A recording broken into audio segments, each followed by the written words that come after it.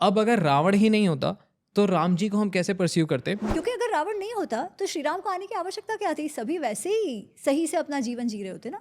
कहा जाता है कि समय सब सही कर देता है। टेक्निकली फिर कौन भगवान हुआ, कौन इंसान हुआ? फिर जब वो वृंदावन से कंस को मारते हैं उसके बाद भी कहाँ शांति है? फिर जरासंध उन पे अटैक कर देता है, एक बार नहीं 17 बार। क्या हम सच्ची कृष्ण बन पाए? हमको लगता है कृष्ण के साथ रिलेट कर पाते हैं, नहीं। वो फाइनली मैं और मेरी पूरी टीम बहुत ज्यादा खुश है। हमारे आज के गेस्ट मैं क्या बताऊं, मैं इतना ज्यादा खुश था because I have seen her on Dostcast, I have seen her on Ranveer show, I have seen her on Awara Musafir show, और जितने भी आपके पॉडकास्ट चैनल्स हैं यूट्यूब पे, जहां जहां भी वो गई हैं, मैंने उनका सारा कंटेंट फॉलो किया। I was so excited because मैंने उनके मुंह से बात करते हुए सुना है राम जी के बारे में, मैंने उनको सुना है बात करते हुए कृष्ण जी के बारे में, मैंने उनको बात करते सुना है राधा कृष्ण के बारे में और राम सीता के बारे में। पर इन सारी बातों के बाद जब मैंने सुना तो मेरे को ये लगा कि इनके पास इतनी सारी नॉलेज है, और जिस इंसान के पास इतनी सारी नॉलेज है वो इंसान कैसा है, वो इंसान सोचता कैसे है, वो इंसान के क्या थॉट्स है। एक्चुअली जब आप अंदर से इतने से भी स्पिरिचुअल होते हो ना, तो आप भगवान से तो कनेक्ट करते हो, पर भगवान से कनेक्ट करने से पहले आप बहुत सारे सवाल उठाते हो। वो सवाल उठाना कुछ गलत नहीं है, क्योंकि आई फील वो सवाल अर्जुन ने भी उठाए थे जब वो कृष्ण जी से बात कर रहे होते हैं। तो ऐसे ही मैंने सवाल उठाने की कोशिश करी, क्योंकि मेरे को लगा कि ये जानना बहुत जरूरी है, हमको सनातन धर्म और भगवान के बारे में जानना बहुत जरूरी है। ट्रू होस्ट की नजरों से अगर मैं देखूं तो ये मास्टरपीस बना है, बिकॉज यहाँ पे मैं सिर्फ कहानियां नहीं जान रहा, मैं एक्चुअल में माइंडसेट जान रहा हूं। मैं उनसे ये पूछ रहा हूं कि यार भगवान कैसे बना जा सकता है, मैं भगवान कैसे बन सकता हूं, भगवान कैसे बने। आज राम जी क्यों हैं, आज कृष्ण जी क्यों हैं, आज रावण क्यों है? क्योंकि सच और झूठ तो कुछ है ही नहीं, सही और गलत तो कुछ है ही नहीं। और इन सारी चीजों के बाद एक सवाल आ जाता है कि हम क्यों हैं और आप भी क्यों हो। सारी चीजों में हमने इस बात पे डिबेट करी, जहां पे मेरे को बहुत अच्छा मोमेंट तब लगा जब Ami ma'am starts asking me questions कि आप ये बताओ आप क्या सोचते हो, because it was too intense, it was too one on one, कि मेरे को उन्होंने फीडबैक भी ये दिया। जब मैं लास्ट में हमेशा पूछता हूँ how was I as a host, तो उन्होंने एक फीडबैक दिया जो मेरे दिल पे लग गया।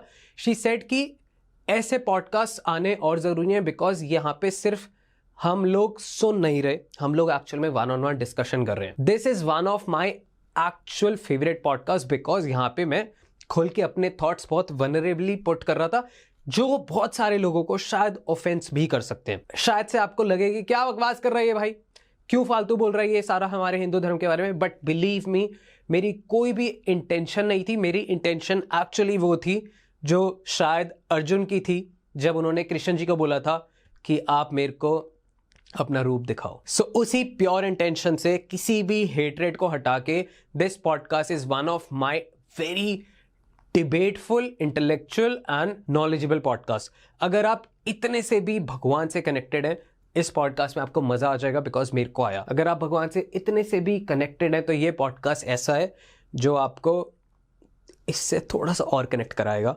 और एक्चुअल में कौन है राम, कौन है कृष्ण, कौन है रावण, कौन है शिव समझाएगा। So with due to respect to every human being, due to respect to every god, this Adon Talks Hindi podcast very special episode is for you. We have Ami Ganatra ma'am on Adon Talks Hindi podcast. मैं बहुत nervous था, मैं बहुत excited था, मैं specially Delhi से मुंबई इस podcast के लिए गया था। So this is one of our favourite podcast, and I feel, I pray कि इस पॉडकास्ट से आप अपनी स्पिरिचुअल जर्नी में, अपनी एक्चुअल इंटेंशंस में, जो भी आपका ड्रीम है, विजन है, उससे थोड़े से और अलाइन करें और आगे बढ़ें।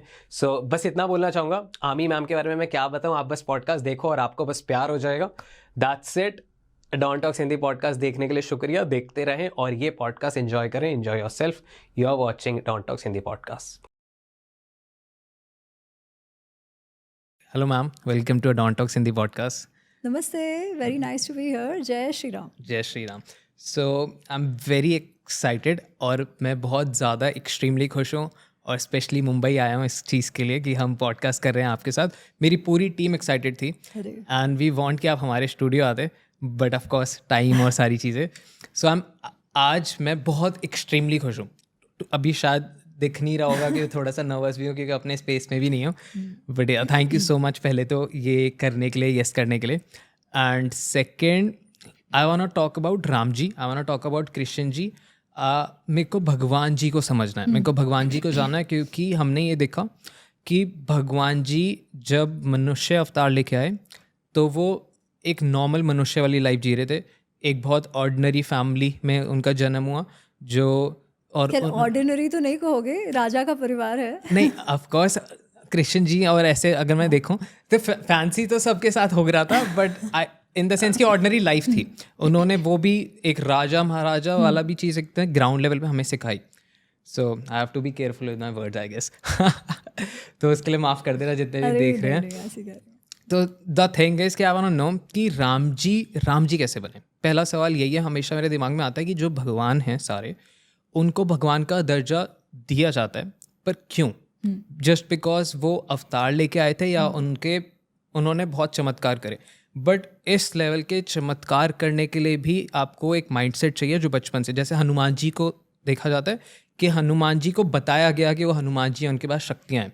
ऐसी राम जी को किसने बताया, कैसे पता लगा, और ग्रेजुअली पता लगा या एकदम हनुमान जी की तरह क्लिक हुआ कि आप बहुत स्मार्ट हो? क्या है ये स्टोरी, क्या है? एक्चुअली मैं इसको एक स्टेप पहले लेती हूँ और मैं ये पूछती हूँ कि भगवान किसे हम कहते हैं, किसे हम भगवान कहेंगे? अकॉर्डिंग टू मी भगवान हम उन्हें कहेंगे जिनसे हम कुछ सीख सकें, जो एक मेरे को तरीका दे रहे हैं कि ऐसे ज़िंदगी जी जा सकती है। तो सही बात है आपकी, ठीक है, कि हमारे लिए जो आइडियल सेट करते हैं कि जीवन को कैसे जिया जाए, उसका आइडियल सेट करते हैं, जिनसे हम सीखते हैं, जिनको हम फॉलो करते हैं। राइट। ये प्रश्न ना भगवद गीता में आता है, क्योंकि हम जानते हैं भगवद गीता कैसे शुरू हुई। अर्जुन जो है उसे धर्म संकट है, युद्ध तो शुरू होने वाला है और वो अब धर्म संकट में है कि मैं मेरे कुटुंब को कैसे मार सकता हूँ। मेरे सामने जो है मेरे दादाजी हैं, भाई हैं, मामा हैं, सब हैं, उनको मारकर मैं क्या ही हासिल कर लूँगा। राइट।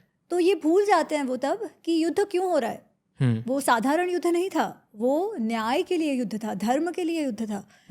दुर्योधन बुली हो गया था, है ना, वो कह रहा था कुछ भी हो जाए मैं इनके साथ जीना ही नहीं चाहता, 5 गांव भी नहीं दूंगा, भले ही आप सबने सब कर लिया। तो ये धर्म युद्ध था। वो उस समय क्योंकि वो मोहित हो रहे थे अर्जुन, तो वो भूल गए थे।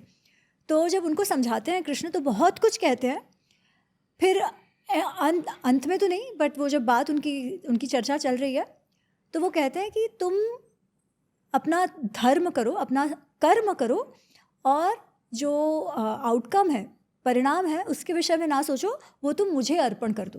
ठीक है। तो मुझे मतलब वो क्या कह रहे हैं, तो वो भगवान की बात कर रहे हैं कि वो जो परमात्मा रूप है उसे तुम अर्पण कर दो। मैं बहुत शॉर्ट में समझा रही हूँ, ठीक है, इट्स नॉट एग्जैक्टली दैट, बहुत सिंप्लीफाई करके बता रही हूँ अभी। तो अर्जुन उनको बात बात में पूछते हैं कि आपने कहा कि आप भगवान को अर्पण कर दो, ठीक है, समझ गया मैं बात कि आप कह रहे हो कि ध्यान करो, पर मैं किसका ध्यान करूँ, मैं भगवान को किस रूप में ध्यान करूँ, ये वो पूछ रहे हैं। तो फिर 2 चैप्टर्स आते हैं गीता में। एक है जो विभूति योग, और फिर जिसमें वो अपना विराट स्वरूप जो दिखा रहे हैं, पुरुषोत्तम रूप दिखा रहे हैं, वो जो विभूति योग है ना, वो बहुत इंटरेस्टिंग है। उसमें कृष्ण कहते हैं कि बहुत अच्छा प्रश्न है, मैं तुमको बताता हूँ, तुम कहाँ ध्यान दो।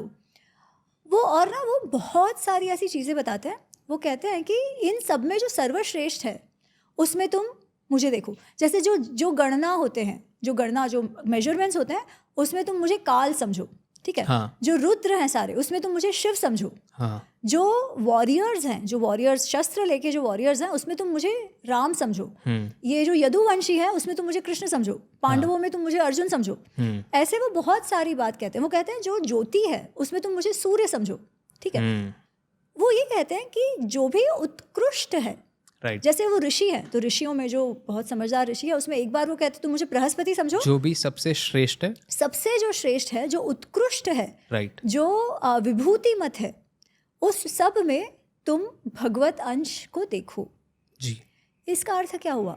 कृष्ण कह रहे हैं कि जो भी उत्कृष्ट होता है ना, वो देवानुग्रह के बिना नहीं होता। उन सब में जो भी सबसे अच्छा है, सर्वश्रेष्ठ है, उन सब में भगवत का अंश है। अगर उस डेफिनेशन से हम देखें तो हम जब अवतार पुरुष की बात करते हैं, वो क्या है?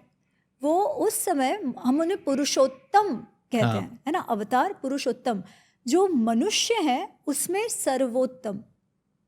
वो चमत्कार तो एक छोटा सा एंगल उसका हो गया, पर उसमें सर्वोत्तम होने का क्या अर्थ है कि उनकी जो स्किल्स हैं, जो उनका डिसीजन मेकिंग है वो सर्वोत्तम है, जो जैसा होना चाहिए, और केवल स्वयं के लिए नहीं है, जिस समाज में वो है वो समाज के लिए भी है, लोक संग्रह जिसे कहते हैं। फिर अगर उस तरीके से आप श्री राम या श्री कृष्ण को देखो तो उन्होंने जो भी किया वो उन्होंने उत्कृष्ट किया, राइट, स्वयं के लिए नहीं किया, सबके लिए किया, राइट, और मनुष्य अवतार में लेके किया। तो ये मनुष्य अवतार में होना क्यों आवश्यक है? क्योंकि नहीं तो हम कह देंगे, अच्छा हम कई बार लोग बात करते हैं कि अरे शिव जी तो गांजा मारते हैं, हम क्यों नहीं गांजा मारे? तो लोग जनरली उत्तर देते हैं कि उन्होंने तो विष भी पी लिया, तुम पी लो, है ना? तो शिव जी विष पी सकते हैं क्योंकि वो हमसे अलग हैं, वो देव हैं, है ना? मनुष्य अवतार में नहीं है, वो देव ही रूह है, देव रूप में है, वो कर सकते हैं जो हम नहीं कर सकते, राइट। परंतु श्री राम और श्री कृष्ण ये मनुष्य अवतार में है। उसका अर्थ उन्होंने जो किया वो करने का प्रयत्न तो हम अवश्य कर सकते हैं। वो सो बेसिकली डीकोड ये है कि वो जब एक मनुष्य अवतार में थे, एक ह्यूमनली बॉडी में थे, तो वो उस ह्यूमनली बॉडी की रिस्पेक्ट करते हुए उसकी लिमिटेशंस के साथ काम कर रहे थे, राइट? करेक्ट। ओके, अब हम स्पेशली श्री राम के इसमें तो वो बहुत क्लियर है। महाभारत में जो श्री कृष्ण की बात आती है तो वो दिखाते हैं कि उनको ऑलरेडी पता है कि उनके वो संस्कार क्या है, वो देवत्व जो उनका है वो जानते हैं, पर फिर भी उन्होंने उसका उल्लंघन नहीं किया। ये आप याद रखो, ठीक है? उल्लंघन नहीं किया का क्या अर्थ? लोग कहेंगे अरे उन्होंने कुछ चमत्कार किया, वो एक चीज है, पर उन्होंने ये नहीं कहा कि अरे ये जो युद्ध है उसमें मैं सब खत्म कर देता हूँ। उन्होंने युद्ध होने दिया। अरे पांडवों का युद्ध छोड़ो, द्वारका में क्या हुआ, राइट? उनका परिवार, उनके परिवार पर जो श्राप लगा था, और जो यादव जितने अहंकारी और जो एकदम अनहिंज्ड हो गए थे, उनका पतन होना निश्चित था, राइट। वो उसके बीच भी नहीं आए। उनकी आंखों के सामने उनका पूरा परिवार एक दूसरे को मारकर खत्म हो गया, राइट, और वो बीच में नहीं आए। उन्होंने काल का, समय का उल्लंघन नहीं किया। देवता होते हुए वो मनुष्य अवतार में थे, उन्होंने मनुष्य अवतार का उतना सम्मान किया। और श्री राम की जो बात आती है वो तो और भी, वो तो उनको तो धीरे धीरे लोग कहते हैं, ऐसा हमें कहा जाता है ना, उनको तो शुरुआत में पता भी नहीं है, पर फिर भी जिस प्रकार वो अपने निर्णय लिए जा रहे हैं, है ना, वो निर्णय कैसे हैं? देखो सबसे बड़ा प्रॉब्लम हमारे लाइफ में क्या होता है? What is it that holds us back? डर हमें किस बात का होता है? इमोशंस होते हैं, भाई मुझे अच्छा लग रहा है बट मेरे लिए अच्छा नहीं है, पर मुझे करना है ना? उसके अलावा अरे उसके पास वो बड़ी गाड़ी है, मेरे पास नहीं है, उसने मुझे ऐसा वैसा कह दिया, ऐसे कैसे वो बोल सकता है, मैं तो ये कोई कार्य इसलिए नहीं कर पा रहा क्योंकि दुनिया मुझे करने नहीं दे रही, नहीं तो मैं तो एकदम शानपट्टी हूँ, ठीक है? ये भी हम सब मानते हैं। तो या तो there is some fear, या तो there is lack of effort, all of these things, right, which is stopping us from doing anything we want. Basically we are not able to take the right decisions. Absolutely. Why are we not able to take the right decisions? Because हर चीज में वो जो कृष्ण जो जिसे षड रिपु कहते हैं, काम क्रोध लोभ मोह मद मात्सर्य, हर पॉडकास्ट में मैं एक बार ये बोलती हूँ क्योंकि मुझे लगता है अत्यंत आवश्यक है कि हम कोई भी निर्णय जो है वो या तो अटैचमेंट के कारण कि मुझे ये अच्छा लग रहा है, ठीक है, या तो लस्ट के कारण, या तो एंगर के कारण, या तो जेलसी के कारण, या तो ग्रीड के कारण लेते रहते हैं। इसलिए नहीं लेते क्योंकि वो लेना चाहिए and that is the right thing to do, इसलिए लेते हैं because this is where it's coming from, greed, jealousy वगैरह वगैरह। It may not even be good for us in the long run, short term gratifications के लिए हम कुछ भी करते हैं और फिर पछताते हैं। तो how do we ensure that we take the decision at least which seems the most optimum at that point in time without fearing? संकट तो आएंगे, प्रायोरिटीज कॉन्फ्लिक्ट होगी, सब होगा, उस सब के बीच हम किस प्रकार ऐसे निर्णय लें जो हमारे लिए और हमारे साथ जो लोग हैं उन सबके लिए अच्छे हो। In spite of all the emotions, Sri Ram went through lots of emotions. He felt all of them deeply. And still, वो भावनाओं में बह के निर्णय नहीं लेते। जब निर्णय लेते हैं तो बुद्धिपूर्वक निर्णय लेते हैं। इसीलिए वो भगवान है, इसीलिए वो हमसे ऊपर हैं, पर पुरुष अवतार में है। उसका मतलब हम भी कर सकते हैं, अगर हम भी मेहनत करें, अभ्यास करें तो कर अवश्य सकते हैं। बेसिकली राम जी, कृष्ण जी ने जो मनुष्य अवतार लिया, वो सारी चीज़ें मैं एज एन ऑर्डिनरी इंसान भी अचीव कर सकता हूँ, राइट? जो मेहनत थोड़ी से, इट्स नॉट इजी। एग्जैक्टली, मैं उसी पे आ रहा था। जो हमारे को चमत्कारी लगती हैं वो मे बी हम अपने आप को high level of yoga, meditation और अपने अंदर की चेतना जगा के जो सिद्धि प्राप्त करके वो चीज़ें भी अचीव की जा सकती है, राइट? पर मैं कहूँगी उसका कहाँ सोचना, सही निर्णय तो लेने लगे। हाँ, अगर हम बहुत बेसिक लेवल पे आए तो पहले तो आप अपने इमोशंस ही संभाल लें। एग्जैक्टली, मन को तो एक कंट्रोल बहुत- कर ले। राइट। अब यहाँ पे थोड़ा सा लाइक मैंने आपके बहुत सारे पॉडकास्ट सुने हैं, बहुत सारा कंटेंट कंज्यूम किया है, सो आई वांट कि थोड़ा सा ना हम इसको हल्का सा पॉडकास्ट को डिफरेंट लेके जाते हैं और थोड़ा नेक्स्ट लेवल लेके जाते हैं कि I want to know perspectives. तो मे बी थोड़ी सी चीज़ें मैं कुछ पूछता हूँ जो एक थोड़ा रेबेल साइड से पूछता हूँ, सो दैट जितने भी लोग कंफ्यूज होते हैं, मेरे को भी बहुत सेकंड थॉट्स आते हैं भगवान को लेके कि मैं कहाँ तक समझूं, कितना घुसूं, कितना नहीं घुसूं। कभी कभी मैं खुद बहुत उलझ जाता हूँ। ये सारी चीज़ें होती हैं और बहुत सारे लोगों को होती होगी। तो इसको थोड़ा सा ऐसे करते हैं, अगर मैं कुछ ऊपर नीचे पूछ लूँ, बोल दूँ, तो आप मेरे को डांट देना। अरे नहीं नहीं, ऐसा कोई मैं बात डिस्क्लेमर दे नहीं रहा हूँ और है। आप भी कमेंट्स में मेरे को डांट देना, क्योंकि अभी थोड़ा सा मैं थोड़ा एंटी भी होऊंगा। हाँ। और मैं इसलिए हो रहा हूँ एंटी, इसलिए नहीं हो रहा हूँ, पहले थोड़ा डिस्क्लेमर डाल दूँ क्योंकि बहुत सारे लोग देख रहे हैं सेकंड थॉट्स के बाद। मैं एंटी इसलिए हो रहा हूँ बिकॉज आई वांट कि इससे हमारे को पर्सपेक्टिव्स मिले और ब्रेनस्टॉर्मिंग करें, नॉट बिकॉज मैं किसी भगवान की डिसरिस्पेक्ट कर रहा हूँ। मैं जेन्युइनली मैं सारे भगवान का बहुत बड़ा भक्त और फैन हूँ। मूविंग ऑन, अब मेरे को ये जानना है। वरुण, एक बात मैं आपको बताती हूँ, जी। प्रश्न करना हमारे संस्कृति में कभी भी बुरा नहीं माना गया। राइट। ठीक है, आप देखो भगवत गीता की बात करें, ठीक है, भगवत गीता में पता है कितने श्लोक है? 700 प्लस श्लोक है, जिसमें कितने सारे तो अर्जुन के प्रश्न ही है। हाँ। ठीक है, जब शुरुआत में कृष्ण कहते हैं कि अरे मैंने ये ज्ञान जो है वो विवस्वान को दिया और इसको दिया उसको दिया, अर्जुन पूछा अरे आपको कैसे मालूम, आप थोड़ी तब थे। हाँ। आपने कैसे विवस्वान को दे दिया? हाँ। तो ये भी पूछ रहे हैं। उसके बाद जब कृष्ण कह रहे हैं कि अरे नहीं तुम उठो लड़ाई करो, हाँ। तो वो कोई फटाक से मान नहीं गया। राइट। है ना, वो कितने बार प्रश्न करता रहा कि अरे आप ये कह रहे हो बट उससे अच्छा तो मैं संन्यास ले लेता हूँ। तो आप कह रहे हो कि कर्म करो पर और मुझे ये भी कह रहे हो कि जो फल है वो त्याग दो, तो उससे अच्छा मैं सब कुछ त्याग देता हूँ। ऐसे क्यों आप कह रहे हो? है ना, तो हमारे में प्रश्न पूछना कभी भी बुरा नहीं माना गया है। I want... पर दृष्टि क्या है वो महत्वपूर्ण है। कुछ लोग कैसे करते हैं कि वो समझने के लिए प्रश्न नहीं पूछते, केवल डिसमिस करने के लिए, कोई आर्ग्यूमेंट विन करने के लिए करते हैं। वो अलग है, वो आपकी स्वयं की ज्ञान जानने की क्षमता को कम कर देंगे। राइट। तो इसलिए you don't have to be apologetic for asking questions and leading the, because बहुत मिसलीड ले जाते हैं। तो आई वांट कि पहले ही पर्सपेक्टिव क्लियर है तो लोग उसी नजरिए से देखें। सो द थिंग इज कि मैं कैसे, अगर मैं भगवान जी से बात कर रहा हूँ तो आई नो कि मेरे कितने भी वेयर्ड और कितने भी एक्सट्रीम और कितने भी हार्श सवाल होंगे वो हंस के जवाब देंगे और मेरे को बच्चा समझ के समझाएंगे। बट ऑफकोर्स बहुत सारे लोग बहुत ज़्यादा इमोशन के साथ उनसे कनेक्टेड होते हैं। तो अगर कोई और मेरे को कृष्ण जी से बात करता सुनेगा तो कहेगा ये कैसे बात कर रहा है। तो वो कृष्ण जी नहीं कहेंगे बट वो लोग कहेंगे। सो आपसे ये डिबेट या फिर डिस्कशन करने का मोटिव ये है बिकॉज आई फील कि आपने बहुत सारी चीज़ें पढ़ी हैं, बहुत ज़्यादा आपने डेप्थ में नॉलेज ली है। तो आई फील कि मैं रैंडम लोगों से ये बातें नहीं कर सकता क्योंकि मेरे को कहीं ना कहीं फुल स्टॉप मिलता है। तो मैं चाह रहा हूँ कि आज ना मिले या मे बी मिल जाए, I am absolutely fine. That's the beauty of conversation. So I want to know, जैसे मेरा एक पर्सपेक्टिव आप मेरे को ये बताना, जैसे राम जी हमारे लिए भगवान जी हैं। अब राम जी बने, ये एक ऐसी मेरे को एक रैंडम थॉट आया था कि मैं खुद ब्रेनस्टॉर्मिंग कर रहा था कि अगर रावण होता ही नहीं तो राम जी भी नहीं होते। एज इन राम जी होते, राम जी एग्जैक्टली उसी प्रिंसिपल के साथ उसी सारी चीज़ों के साथ रहते, बट एक बहुत ही एक्सट्रीम लेवल की ख़राब चीज़, बहुत ही नेगेटिव चीज़ थी, जिनको बुराइयां थी, जिनको उन्होंने हराया, तो वो बहुत ही ज़्यादा एक्सट्रीम लेवल के भगवान जी बन गए। और अब अगर रावण ही नहीं होता तो राम जी को हम कैसे परस्यू करते? अब इस थॉट से मेरा, अब ये एक वेग सवाल है। अब ये मैं क्यों सोच रहा हूँ कि अब अगर मेरे को कुछ अचीव करना है बहुत बड़ा, तो आई हैव टू सी कि क्या है इस दुनिया में सबसे बुरा। अब इसको बहुत स्पिरिचुअल लेवल पे देखें तो सब कहेंगे कि आप अपने अंदर के रावण को मारो, आप अपने अंदर से ये हटाओ। बट ठीक है, वो हो गया। I want to do big, I want to make कि मेरे को उस लेवल पे जाना है कि मेरे को भगवान ना बनाए, ऐसा नहीं, but I want to do something जो मेरे को लोग याद रखे ऐसा। तो मैं क्या करूँ और मैं भगवान कैसे बनूँ?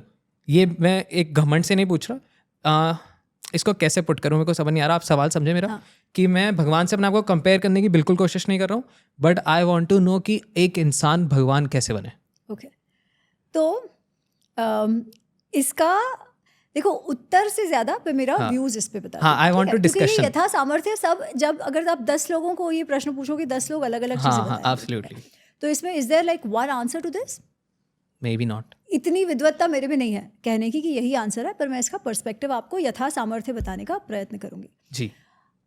हम सब भगवान बनना चाहते हैं, हाँ। ये आपने कहा, ठीक है।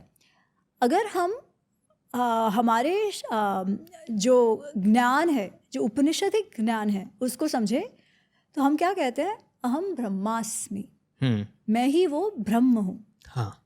तत्त्वमसि, हाँ। तुम भी वो हो, क्या वो ब्रह्म हो। हाँ। हम में तो हम कहते हैं कि हमारी जो आत्मा है वो तो परमात्मा सापेक्षी है। राइट। फर्क क्या है कि हम उसे रियलाइज नहीं कर पा रहे। हाँ। ठीक है, वो रियलाइज कैसे हो, तो उसके लिए ही ये अलग अलग मार्ग है, जिसमें कर्म योग आ जाता है, भक्ति योग आ जाता है, ज्ञान योग आ जाता है। पर कर्म से तो छुटकारा है ही नहीं। हाँ। राइट, कर्म से छुटकारा नहीं है, तो कर्म करके ही हम हमारे अंदर के उस आत्मा को, ब्रह्म जो है, आत्मा को परमात्मा से जोड़ पाएंगे। राइट। जो इवेंचुअली हम मोक्ष की बात करते हैं, है ना। तो द टेक्निकल डेफिनेशन ऑफ मोक्ष इज बेसिकली सेइंग कि तुम इस संसार चक्र से निकल कर वो जो समष्टि है, जो भगवत तत्व है, उसमें विलीन हो जाओ। राइट। दैट इज व्हाट मोक्ष सेज। ठीक है, पर मैं कई बार ये पूछती हूँ कि मुक्ति का अर्थ क्या? हाँ, ठीक है, बताइए। कि वहाँ आप उनमें विलीन हो गए, हाँ। What does it really mean? Why do you want to get there? हाँ। ठीक है, मोर ऑफन क्यों होता है? क्योंकि हम हमारा दुख दर्द से परेशान हो जाते हैं। जो बहुत खुश हो, जिसके लिए सब अच्छा जा रहा हो, जो जीते जा रहा है, वो कभी नहीं कहेगा मेरे को अरे मोक्ष चाहिए, हाँ। है ना। वो कब कहेंगे? जब दुख हो जीवन में, by and large. Of course जो पूर्वजन्म संस्कार की बात आती है तो कुछ कुछ होते हैं जो केवल मोक्ष के लिए ही प्रयत्नशील रहते हैं, उनकी बात नहीं कर रहे हम, एवरेज लोगों की बात कर रहे हैं। वो मुक्ति की बात तभी आती है कि भाई यार दुख दर्द है, सहा नहीं जा रहा, कभी खुशी है कभी गम है, कब तक ये ऊपर नीचे चलता रहेगा, है ना। पेरेनियल हमेशा सुख है, ये हो नहीं पा रहा है, तो कैसे करो? तो हमको लगता है यार उससे अच्छा है सबसे छुटकारा मिल जाए। एस्केपिज्म में अधिकतर लोग बात करते हैं। हाँ। अगर उस दृष्टि से देखें तो मुक्ति या मोक्ष मतलब क्या? To be in that state of joy, सुख, मगन होना, सच्चित आनंद, जिसे हम कहते हैं सच्चित आनंद जी। वो आनंदमय अगर आप इस जन्म में भी हो तो फिर वही तो मुक्ति की स्थिति वैसे ही हो गई। वो कैसे होगा? जब बाहर की जो स्थितियां हैं, सुख दुख है, जीत हार है, वो आपको परेशान नहीं करती। राइट। तो वो कैसे होगा? When you have a sense of vairagya, not indifference but a little bit of sense of detachment and a perspective to say कि एवरीथिंग इज टेम्पररी। राइट। है ना, कि हम कहते हैं कि जीत है, आज जीत है कल हार हो जाएगी। हाँ। आज सुख है कल दुख हो जाएगा, और आज दुख है तो कल सुख भी होगा। वो पर्सपेक्टिव डेवलपमेंट वो कहाँ से आता है? जो हम स्पिरिचुअलिटी, आध्यात्मिकता की पढ़ाई की बात करते हैं उसमें यही है। अगर वो पर्सपेक्टिव नहीं डेवलप हुआ तो फिर क्या? मैं आपको एक कहानी बताती हूँ। जी।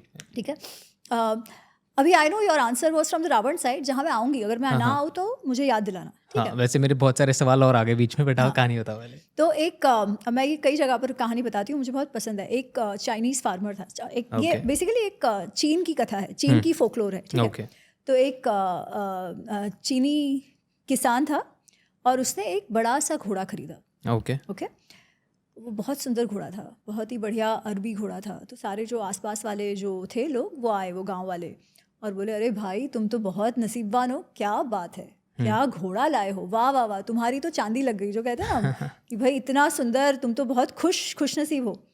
तो वो ऐसे शांत है, वो बोलता है किसे पता है, जो है ठीक है।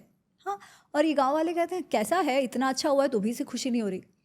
ठीक है, वो सब चले जाते हैं। कुछ दिनों बाद क्या होता है, इस किसान का एक युवा बच्चा होता है, लड़का होता है, वो निकलता है घुड़सवारी करने। तो ऐसे मस्त वो अरबी घोड़ा लेके जा रहा है, सब पे ऐसे देख रहे हैं, सबको जलसी हो रही कि वाह क्या बात है। कुछ आगे जाके वो धड़ाम से गिर जाता है। अब गिर जाता है तो पैर टूट जाता है, पैर टूट जाता है तो बेड रेस्ट करना पड़ता है। फिर गांव वाले आते हैं मिलने और कहते हैं अरे रे ये तो कितना बदनसीब निकला ये घोड़ा आपके लिए, आपके बेटे का टांग टूट गई, देखो क्या फ़ायदा हुआ इतना अच्छा घोड़ा लाने का, बेचारे बच्चे को खो दिया, ऐसे सब बात करने लगे। ये तो कितनी दुख की बात है। फिर भी ये जो किसान है वो कहता है ठीक है देखेंगे, किसे पता अच्छा बुरा क्या है। कुछ दिनों बाद पता चलता है कि वो जो गांव है, वो जो राज्य है, उसका राजा दूसरे राजा के साथ उसकी लड़ाई हो जाती है। ओके। ठीक है, और जितने भी युवा हैं सबको सेना में भर्ती करने के लिए आदेश आ जाता है। हाँ तो जो गांव वाले हैं उन सबके बच्चों को जाना पड़ता है। हाँ और ये बच्चा क्योंकि पाँव टूटा है, ये कैसे सेना में जाएगा, हाँ तो ये बच जाता है। हाँ ठीक है, अब क्या अच्छा क्या बुरा, राइट क्या सुख क्या दुख। हाँ जो सुख लग रहा था वो दुख ही हो गया, जो दुख है वो सुख में हो गया। सब समय की बात है, एक ही परिस्थिति। तो हम जब सुख दुख को देखते हैं, हम केवल एक संकुचित समय में देखते हम हैं टाइमलाइन डाल देते हैं। कि इतने में मुझे चाहिए था, मेरे हिसाब से नहीं हुआ ना, इसलिए दुख। पर अगर वो पर्सपेक्टिव ही वाइडन हो जाए कि भले अभी मैं चाहता था वो नहीं हुआ, पर कदाचित इसमें कुछ अच्छा ही होगा, अगर वो भाव मेरे में हमेशा रहे तो सुख दुख जीत हार मुझे परेशान नहीं करेगी। एंड फिर भी जो करना चाहिए वो मैं करती रहूंगी। That is a state of Sachchidanand, right? जब मैं केवल अपने लिए नहीं सबके लिए काम कर रही हूँ, तो वो एक एंगल है। ठीक है, कि वो भगवत तत्व क्या है, वो भगवत में विलीन हो जाना मतलब क्या, वही to have that perspective at the end of the day जो इन सबको रहा है। आप कृष्ण को देखिए, लोग कहते हैं कि कृष्ण जी के साथ तो कनेक्ट करना बहुत कृष्ण के साथ मज़ा आता है ना, थोड़े से श्रूड हैं, रूल्स तोड़ देते हैं, ऐसे सब लोग बात करते हैं। वो कहते हैं श्री राम तो बहुत स्टबर्न है, उनके साथ नहीं कनेक्ट हो पाता, वो बहुत ही ये सही ये गलत ब्लैक एंड वाइट में रहते हैं। कृष्ण का ऐसा नहीं है, राइट? ऐसे लोग कहते हैं कि बहुत मज़ा आता है। मैं कहती हूँ ज़रा सा सोचिए, जब से वो बड़े हुए हैं तब से उनके पीछे, जब से जन्मे हैं तब से उनके पीछे मृत्यु ही मंडरा रही है, राइट? फिर भी वो कैसे हैं, खुश हैं, रिलैक्स्ड हैं, तकलीफ नहीं हो रही। कोई और हो तो उसे क्या लगेगा, अरे देखो तो मेरा तो नसीब ही फूटा हुआ है, कहीं शांति नहीं मिलती। अच्छा, फिर जब वो वृंदावन से कंस को मारते हैं, उसके बाद भी कहाँ शांति है, फिर जरासंध उन पे अटैक कर देता है, एक बार नहीं 17 बार। जो मथुरा में वो गए हैं वहाँ से भाग जाना पड़ता है, द्वारका बसाते हैं। ये सब भी कम नहीं हुआ यहाँ, मतलब यहाँ जाके भी सब आराम ही, ऐसे थोड़ी है। एंड में वो पूरा अपने परिवार की मृत्यु देखते हैं, राइट? फिर भी वो शांत है, राइट? क्या हम सच्ची कृष्ण बन पाए? हमको लगता है कृष्ण के साथ रिलेट कर पाते हैं, नहीं। पर अगर वो स्थिति हम समझ जाए, दैट इक्वानिमिटी है ना, वो स्थित प्रज्ञता मतलब स्टेबल इंटेलेक्ट, राइट? जब कुछ भी हो जाए हम शांत हैं, विश्वास है कि ठीक है, जो होगा ठीक होगा, राइट? या जो हो रहा है, सुख है तो भी टेम्परेरी है, दुख है तो भी टेम्परेरी है, वो पर्सपेक्टिव अगर बिल्ड कर पाए तो हम भगवान बन सकते हैं। और काम करते रहें। ठीक है, ये एक पर्सपेक्टिव में दे रही हूँ। ठीक है, और भगवान किस तौर पे, इस पुरुष मनुष्य अवतार में। ठीक है, बट हम तो मानते ही हैं कि हम सब में भगवत अंश है, राइट? है ना, अहम ब्रह्मास्मि, वो तो हम कहते हैं। जो दूसरा भाग है आपके प्रश्न का, कि अगर रावण नहीं होता तो फिर राम भी नहीं होते, ये आपने पूछा। रावण नहीं होता तो राम जी को इतना पूजा नहीं जाता, करेक्ट, क्योंकि फिर हम लार्जर देन लाइफ ना बना के हम उनको ऐसे ही देखते हैं कि हाँ कोई अच्छे इंसान थे। हाँ, पर इसको ना मैं अलग तरीके से देखती हूँ। बताइए। मैं इसको रावण की दृष्टि से देखती हूँ। Perfect. रावण को क्या लग रहा था जी, कि मैं तो अमर हो गया, मैंने तपस्या करी, मैं अमर हो गया, मुझे तो कोई कुछ कर ही नहीं सकता, क्योंकि मैं मरूंगा नहीं, मुझे कोई कुछ कर नहीं सकता, तो मैं चाहूँ वो कर सकता हूँ, कुछ भी कर सकता हूँ, कोई भी रूल्स रेगुलेशंस मुझ पे लागू नहीं होते, जो अच्छा लगेगा वो करूँगा, जो नहीं अच्छा लगेगा वो नहीं करूँगा। ठीक है, इसलिए वो कैसा हो गया, वो सबकी प्रताड़ना करने लगा। हाँ, बट राम अवतार क्या बताते हैं हमें, कि आप कितने भी शक्तिशाली क्यों ना हो, nature will find a way to treat you a lesson, right? क्योंकि अगर रावण नहीं होता तो श्री राम को आने की आवश्यकता क्या थी, सभी वैसे ही सही से अपना जीवन जी रहे होते ना। ठीक है, रावण जैसा उत्पन्न हुआ, मतलब समाज में भी कुछ ऐसी बातें थी कि ऐसे प्राणी को, ऐसे जो राक्षस जैसा है, जो लोगों को परेशान कर रहा है, उसको इतना बल मिला। तो टेक्निकली अगर वैसा नहीं होता तो सब, महाभारत में ना एक कथा आती है जी, जिसमें सतयुग की बात आती है जी। ठीक है, ये इनफैक्ट ये जो पुस्तक है उसमें मैंने लिखी है ये कथा, कि युधिष्ठिर पूछते हैं भीष्म से कि राजा को इतना मान क्यों मिलता है, राजा की आवश्यकता क्या है। तो भीष्म कहते हैं कि शुरुआत में तो सब अपने काम में थे, सब अपना अपना देखते थे, कोई किसी का कुछ छीनता नहीं था, कोई किसी पे अत्याचार नहीं करता था। तो उस समय it's a self regulated society, तो आपको कोई और इंटरवेंशन की आवश्यकता ही नहीं है, सब कुछ वैसे ही ब्रह्ममय है, देव, वो जो देवानुग्रह सब में है ना, वैसे ही चल रहा है सब अच्छा। पर फिर क्या हुआ यही काम क्रोध लोभ मोह मद मात्सर्य के कारण लोग एक दूसरे से जेलस होने लगे, ग्रीडी होने लगे, किसी के पास कुछ है वो छीनने लगे, किसका अपना किसी को नहीं दे रहे, संग्रह करके रखने लगे, है ना। किसी के पास बहुत ज़्यादा हो गया, किसी के पास कुछ कम हो गया। फिर क्या हुआ, लोग एक दूसरे से लड़ने लगे। अब एक दूसरे से लोग लड़ेंगे तो समाज तो नष्ट हो जाएगा। राइट। तो उस नष्ट ना हो समाज, वो चलता रहे, इसलिए उन्होंने जाके फिर भगवानों से कहा कि भाई ऐसा किसी को भेजिए जो हमें रेगुलेट करे। तो उन्होंने राजा को भेजा। ऐसा मैं शॉर्ट में बता रही हूँ। तो ये भी वही बात है ना कि अगर सब अच्छा होता तो श्री राम की आवश्यकता भी नहीं होती। भगवान लोग वैसे, लोगों को वो भगवान के आइडियल की ही आवश्यकता नहीं होती। लोग वैसे ही अच्छे से, हम क्या कहते हैं जब कृष्ण कहते हैं कि अवतार क्यों होता है, वो कहते हैं यदा यदा ही धर्मस्य ग्लानिर्भवति भारतः, वो पूरा कहते हैं। फिर वो कहते हैं धर्म संस्थापनार्थाय संभवामि युगे युगे। धर्म संस्थापन के लिए हम बार बार आते हैं। धर्म संस्थापन मतलब क्या? Setting the right precedents, setting the right value systems. अगर they are already in place तो आवश्यकता क्या है? But the story of Ram, Shri Ram tells us कि कोई कितना भी क्यों ना पावरफुल हो जाए, the prakriti will find a way to set you in place if you are not already aligned with dharma. Lovely. मेरे को बहुत मज़ा आ रहा है। आपके हर एक जवाब में मेरे पर्सपेक्टिव क्लियर हो रहे हैं और उतनी ही कन्फ्यूजन बढ़ रही है। तो मेरे को बड़ा मज़ा आ रहा है। This give me a thought, जब मेरे चेहरे पे एकदम आपने एक्साइटमेंट देखी होगी कि रावण गलत कैसे हुआ। अब मैं रावण को मैं रावण का वकील बन के आपसे बात करता हूँ। ओके, ऑफकोर्स गलत है, मैं उसको प्रिंसिपल, बट इसको थोड़ा ब्रेनस्टॉर्म करते हैं तो इसको और क्लैरिटी मिलेगी हमारे को, आपको भी थॉट्स के, मेरे को भी। रावण गलत कैसे हुआ? बिकॉज रावण ही तो सबसे इम्पॉर्टेंट एलिमेंट हो गया हम सबको एक अच्छी पिक्चर दिखाने के लिए। अगर मैं एक मूवी बना रहा हूँ और उस मूवी में अगर मेरा कोई विलन ही नहीं होगा तो वो मूवी तो मेरे लिए वे है कि मैं क्या देख रहा हूँ, सब कुछ अच्छा मैं नहीं देखूँगा।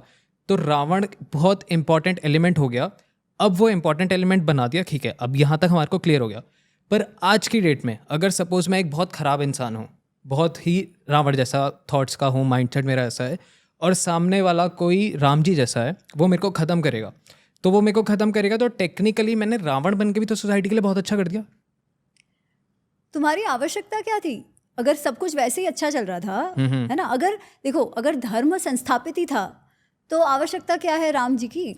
अगर धर्म, मैं ये कह रही हूँ, हाँ। उसका मतलब क्लैरिटी तो ऑलरेडी थी ना धर्म की। तो जब धर्म की क्लैरिटी है तो श्री राम की क्या आवश्यकता है? क्योंकि अगर रावण नहीं होता तो सब अच्छा होता, और सब अच्छा होता तो टेक्निकली लोग खुद खराब करते, जैसे कृष्ण जी के यादव पूरे उस समाज में हुआ। उसका मतलब ऐसा कभी हो ही नहीं सकता है कि सब अच्छा अच्छा ही चले, है ना। हाँ। उसका मतलब कोई ना कोई तो ऐसी शक्ति आएगी who is trying to disbalance, who bring about imbalance, and वो भी इंपॉर्टेंट होगी उतनी।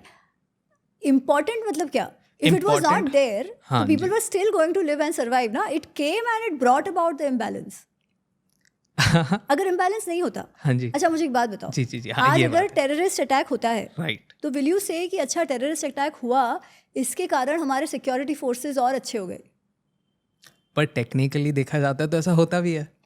मैं बिल्कुल जस्टिफाई नहीं कर रहा कि हाँ टेररिस्ट अटैक होते रहे, हाँ, नहीं यही पर अगर हमारी सिक्योरिटी फोर्सेस ऑलरेडी अच्छी होती तो टेररिस्ट अटैक होते ही नहीं। पर अच्छी होती कैसे? क्यों? वो तो you have to continue and ensure that you give them right tools, this that everything, right? नहीं ऑफ कोर्स आपकी बात पे मैं यहाँ तक एग्री कर रहा हूँ, बट इसके आगे एक और थॉट है कि मेरे को सपोज इधर हम मान के चलते हैं कि यहाँ पे हमारी सिक्योरिटी का लेवल यहाँ तक है बिकॉज इन्होंने यहाँ का डेंजर कभी देखा ही नहीं लाइफ में, तो जो चीज़ मैंने कभी देखी ही नहीं मैं वो सोच नहीं सकता, राइट? ये ह्यूमन का नेचर है। मैं अज्यूम कर सकता हूँ और उसके लिए once in a blue moon कोई बहुत ही स्मार्ट चाणक्य टाइप इंसान कोई आएंगे और वो करेंगे, बहुत आगे का सोच लिया। बट जब तक नहीं आ रहे, अब सपोज मैंने एक छोटा बच्चे का एग्जांपल लेते हैं कि मैं नॉर्मल वॉक कर रहा हूँ और वहाँ पे मेरे को स्विच बोर्ड दिखा जो ऑन है, मैंने उंगली लगाई, मेरे को करंट आया, तो मैं अब ज़िंदगी में आगे कभी उंगली नहीं लगाऊंगा। तो ऐसे ही तो एक टेररिस्ट अटैक होगा तभी तो सिक्योरिटी उसको पता लगेगा कि हाँ ये भी पॉसिबिलिटीज़ थी और वो सही होता जाएगा। Like this is second thought. बहुत अच्छा हुआ टेररिस्ट अटैक होते रहे, वैसे हमारी सिक्योरिटी बढ़ती रहेगी। नहीं तो इसका like this is very debatable और हम इस लूप में फंस जाएंगे। ओके, चलो नेक्स्ट टॉपिक पे आते हैं। यहाँ से आप लोग भी सोचो और कमेंट करो। Actually the other way round, मैं ये कह रही हूँ कि you have to ensure your security is that good, or the way the nature works is this, right कि nobody is immortal. हाँ There could be a delusion of immortality, right but nature doesn't work that way. आपको कितना ही आप महान क्यों ना लगो, eventually nature will find a way. What That's does the it mean point. in another way? कि आज अगर हम मनुष्यों को देखें तो हमको लगता है कि हम तो एक्सप्लॉइट कर देंगे नेचर को.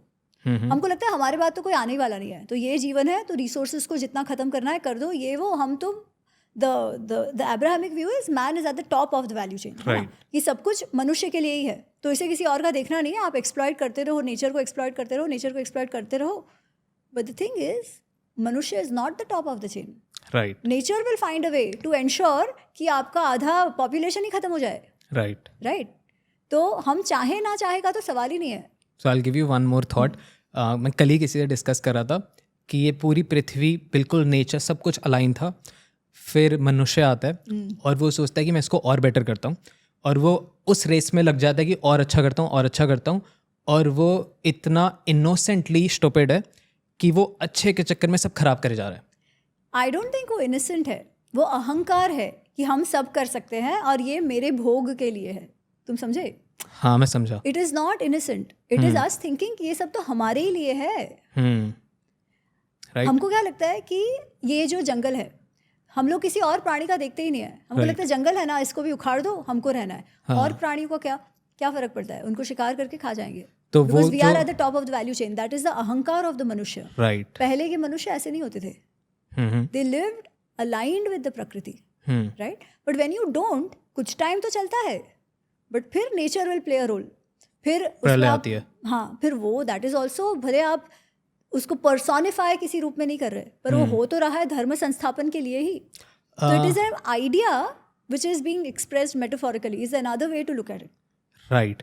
बहुत सारे पेरेंट्स को शायद ये बात बुरी लगी जो मैं बोल रहा हूँ. That's exactly what parents do. वो उनको लगता है कि हम अपने बच्चे का अच्छा कर रहे हैं, अच्छा कर रहे हैं, अच्छा कर रहे हैं, बट वो गलत, मतलब कि वो मैं इसको जनरलाइज नहीं करूंगी. राइट. क्योंकि ऑफ कई कोर्स बार सारी लोग जितनी अच्छा भी हम कर बातें करें ये होते हैं. सब्जेक्टिव है.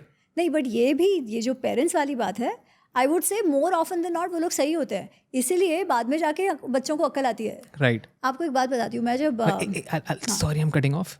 बाद में जाके अकल आती है, आपकी बात 100% एग्री है, बट फिर आपने भी तो देखो समय, जो हमने बात करी आपने समय का कॉन्स्टेंट डाला. देखो पेरेंट्स जो कर रहे हैं आज मेरे लिए बुरा है क्योंकि मैं बहुत इरिटेटेड हूँ, उस वजह से शायद मैं 2 साल अपने ट्रॉमा में बीत आ रहा हूँ, और 2 साल बाद 4 साल बाद उसका एक पॉजिटिव इम्पैक्ट आ रहा है. तो वो 2 साल तो एक बच्चे के लिए खराब हुए. हाँ, क्योंकि क्यों पर राइट. अगर तुम्हारे सही पर्सपेक्टिव होता, अगर तुम्हारे मन पे कंट्रोल होता, और बचपन से हमारी ट्रेनिंग वैसे हुई होती कि मुझको चाहिए मतलब मुझे मिल जाए, ऐसा नहीं होना चाहिए. अगर मेरे लिए महत्वपूर्ण है तो मुझे मिले. अगर बचपन से ये ट्रेनिंग होती तो हम वो ट्रॉमा में नहीं होते, पर वो नहीं होता. क्यों नहीं होता? वहाँ पे कहीं कहीं थोड़ा बहुत पेरेंट्स का भी इशू आता है, क्योंकि उनको लगता है बच्चे ने कहा है ना दे दो, बच्चे ने कहा है ना तो दे दो, बच्चे कहा है ना. तो जब इस तरीके से आप जब बच्चों को, आप स्वयं ही उनको बिगाड़ रहे हो ना. राइट. फिर कुछ उम्र के हो जाएंगे, फिर आप कहोगे नहीं नहीं, discipline doesn't work that way. आपको पहले से करना है, पहले से समझाना है कि सब जो अच्छा लगे या चाहो वो आपके लिए अच्छा है, ऐसा नहीं है. That is controlling the mind. जो डिसिप्लिन कहते हैं, that is about controlling the mind. मेरे को बहुत मजा आ रहा है. आपको आ रहा है कुछ? दिस इज आई गेस सही जा रहा है पॉडकास्ट. आपको अच्छा लग रहा है? आप बताओ. मेरे को बहुत मजा आ रहा है. Like I have never done this ऐसे किसी गेस्ट के साथ, क्योंकि सब हमेशा मैं स्टोरीज सुन रहा होता था. आई वांटेड कि आपकी स्टोरीज मैंने बहुत सारी सुनी है, तो मेरे को था कि इनके पास इतनी सारी स्टोरीज है तो पर्सपेक्टिव बहुत सारे होंगे, तो दैट्स व्हाई मैंने ये सोचा कि ये करते हैं कुछ अलग. Okay, so lovely. अच्छा, नेक्स्ट टॉपिक मैं जानना चाहूँगा, प्यार और मोह क्या है? प्यार और मोह क्या है? मैं जितनी भी बातें कर रहा हूँ ना, मैं ये एक बहुत कंफ्यूजन माइंडसेट के साथ रखने की कोशिश कर रहा हूँ कि मैं कैसे मान लूँ कि मेरी मम्मा मेरे से प्यार करती है या उनका मोह है. अब इसको मैं कैसे फिगर आउट करूँगा? देखो, मोह और प्यार इन a way they are similar. ठीक है. मोह में there is an added angle of intense attachment. Okay. It need not always be bad. हाँ. क्योंकि अगर आपको किसी से अटैचमेंट है तो जनरली वो भाव भी होगा कि इसका कुछ बुरा ना हो. राइट. है ना. वो भाव भी है जो माया, जो मातृत्व की माया कहते हैं. मातृत्व इसमें, क्योंकि स्पेशली आप माँ की बात कर रहे हो, है ना. राइट. तो मातृत्व वाला मोह या माया ऐसी है कि मेरे बच्चे के लिए मैं सब कुछ त्याग सकती हूँ. हाँ बच्चा इज माई सर्वोपरि। राइट जब वो प्रेग्नेंट होती है माँ, तब आप देखो, जब पता चलता है ना किसी स्त्री को कि वो प्रेग्नेंट है, तो उसे भले चाय कॉफ़ी सुबह उनकी होती ना हो कॉफ़ी के बिना, जैसे पता चलता है कि कंसीव कर लिया है, फटाक से बंद। Right is it easy? नहीं, but it is possible because of the मोह इन दैट बच्चा, where they put the benefit of बच्चा बिफोर देमसेल्व्स। ठीक है, अच्छा अब आगे जाके क्या होता है, बिकॉज उन्होंने इतना दिया है ना, तो ऐसा तो कोई कह ही नहीं सकता कि कुछ एक्सपेक्टेशन ही ना हो राइट रिटर्न का, है ना। तो आगे जाके ये भी होता है कि अरे मेरा भी तो वो देखे, मेरा भी तो करे। कई बार उसमें फिर खींचातानी हो जाती है, बट द थिंग इज वो तो पुत्र का भी तो रिस्पॉन्सिबिलिटी वैसे है ही है। हम लोग ऋण कहते हैं, एवरी बच्चा इज बॉर्न विद अ ऋण, जो कर्म उनके हैं। ऋण इन द सेंस कि देखो, हम जब जन्म लेते हैं तो there are many factors which go into our birth, right. किस परिवार में हमारा जन्म हुआ है, किस राष्ट्र में हुआ है, किस समाज में हुआ है, सब कुछ we don't decide it, but we are born. और हम बॉर्न हुए हैं, उसमें हमारा हाथ नहीं है, बहुत सारी चीज़ों का हाथ है। तो इस जन्म में हम कुछ कर्ज लेकर आए, उस कर्ज को उतारने की बात होती है, जिसे हम पंच ऋण बोलते हैं। राइट तो एक तो पितृ ऋण होता है जो हमारे फोरफादर्स का है, हाँ जो भूत ऋण होता है जो नेचर का है, जो ऋषि होता है जो, क्योंकि हमारी जो परंपरा है वो ऋषियों के कारण है, ज्ञान के कारण है। तो ऐसे पंच ऋण की बात होती है। तो everybody has to try and live their lives in a way कि वो सेवा करके जो उनके सारे स्टेक होल्डर्स जो सारे समाज में हैं उनके तरफ उनका जो कर्तव्य भाव है वो निभाए। राइट वो कर्तव्य भाव माँओं के लिए भी है। राइट तो हम माँओं को ये कह सकते हैं कि अरे आप क्यों एक्सपेक्ट कर रहे हो, आपका प्रेम तो एक्सपेक्टेशन के बिना होना चाहिए। कहना आसान है, पर हम कुछ कर सकते हैं क्या? क्योंकि अगर परफेक्ट सिचुएशन होती तो माँ एक्सपेक्टेशन नहीं रखती, बिना एक्सपेक्टेशन के प्यार करती, और बेटे को कहना नहीं पड़ता, वो कहे बिना ही कर्तव्य का पालन करता। राइट। तो ये दोनों तरफ का इशू हो जाता है। एब्सोल्युटली। अडोंटॉक्स हिंदी पॉडकास्ट प्रेजेंटिंग कार्मिक जेम्स टू यू। अब ये कार्मिक जेम्स क्या है, आई शो यू फर्स्ट, उसके बाद मैं आपको स्टोरी बताऊंगा। सो कार्मिक जेम्स, हमने एक प्रोडक्ट लाइन निकाली है फॉर ऑल दोस्त जो लोग एस्ट्रोलॉजिस्ट तक नहीं पहुंच पा रहे हैं, फॉर ऑल दोस्त जो मेरे पास आते हैं और पूछते हैं कि यार आप हमारे को बताओ कि सही एस्ट्रोलॉजर कौन सा है, आप मेरे को बताओ। तो I tell you this is a perfect way आप अंदर घुस सकते हैं इस ऑकल्ट साइंस की इंडस्ट्री में। इसके पीछे बहुत बड़ी कहानी है जो मैंने एक छोटी सी वीडियो में डाल दी है। आपको हमारे चैनल पे वो पूरी वीडियो मिल जाएगी जिसमें हम पूरा बता रहे हैं कि कार्मिक जेम्स क्यों शुरू हुआ है और इसके पीछे क्या लॉजिक है। बहुत ज़्यादा टाइम नहीं लूँगा क्योंकि आई नो आपका बहुत इंटरेस्ट बना हुआ है इस पॉडकास्ट में, तो so sorry, but I show you क्या चीज़ें हैं। ब्रेसलेट्स हैं और हम ब्रेसलेट्स नहीं बेच रहे हैं, सबसे इंपॉर्टेंट चीज़, हम लोग ये चार्ज कर रहे हैं और ये आपके लिए बने हैं। ये इसको हमारी टीम जो एस्ट्रोलॉजिस्ट की टीम है जो हमने हायर कर रखी है वो आपके लिए चार्ज करेंगे ब्रेसलेट्स और तब आपके पास पहुँचेंगे। बहुत सारी चीज़ें, आप वेबसाइट पे जाइए, वेबसाइट देख लीजिए, बस इनको खरीदना मत। रीज़न खरीदने ना, मैं क्यों बोल रहा हूँ ऐसा मत खरीदना, बिकॉज इसके पीछे बहुत बड़ा रीज़न है। अगर आप इन पे बिलीव नहीं करते हो तो ये आपके लिए काम नहीं करेंगे, एज सिंपल एज दैट। अगर आप इन पे नहीं मानते हो तो इनको बिल्कुल मत खरीदना। अगर आप मानते हो, देखो सिंपल सा लॉजिक है, आपकी बॉडी, भूत प्रेत, पिशाच, भगवान सब इस दुनिया में हैं। आप जिस पे मानते हो आप उसको अट्रैक्ट कर लेते हो। तो अगर आप इन पे मानते हो तो ये आपके लिए काम करना शुरू करेंगे। आई एम सो सॉरी मैं बीच में आया, सब्सक्राइब जरूर कर लेना और एक बार आप ये वेबसाइट देख लीजिए और Radhe Radhe. Also adding on one more thing, subscribe जरूर कर देना क्योंकि अब हम आपके लिए बहुत सारे ऑकल्ट साइंस में बहुत इंटरेस्टिंग एपिसोड लेके आ रहे हैं और एक चैनल का नीचे लिंक होगा, आप प्लीज उसको सब्सक्राइब कर लेना because we are starting one more बहुत इंटरेस्टिंग, बहुत ज्यादा और डेप्थ वाला चैनल जहां पे आपको और मल्टीपल होस्ट मिलने वाले हैं। So enjoy that too. आपको लिंक मिल जाएगा फर्स्ट कॉमेंट में हमारे नए कार्मिक कृत्या चैनल का। Enjoy yourself. परफेक्ट।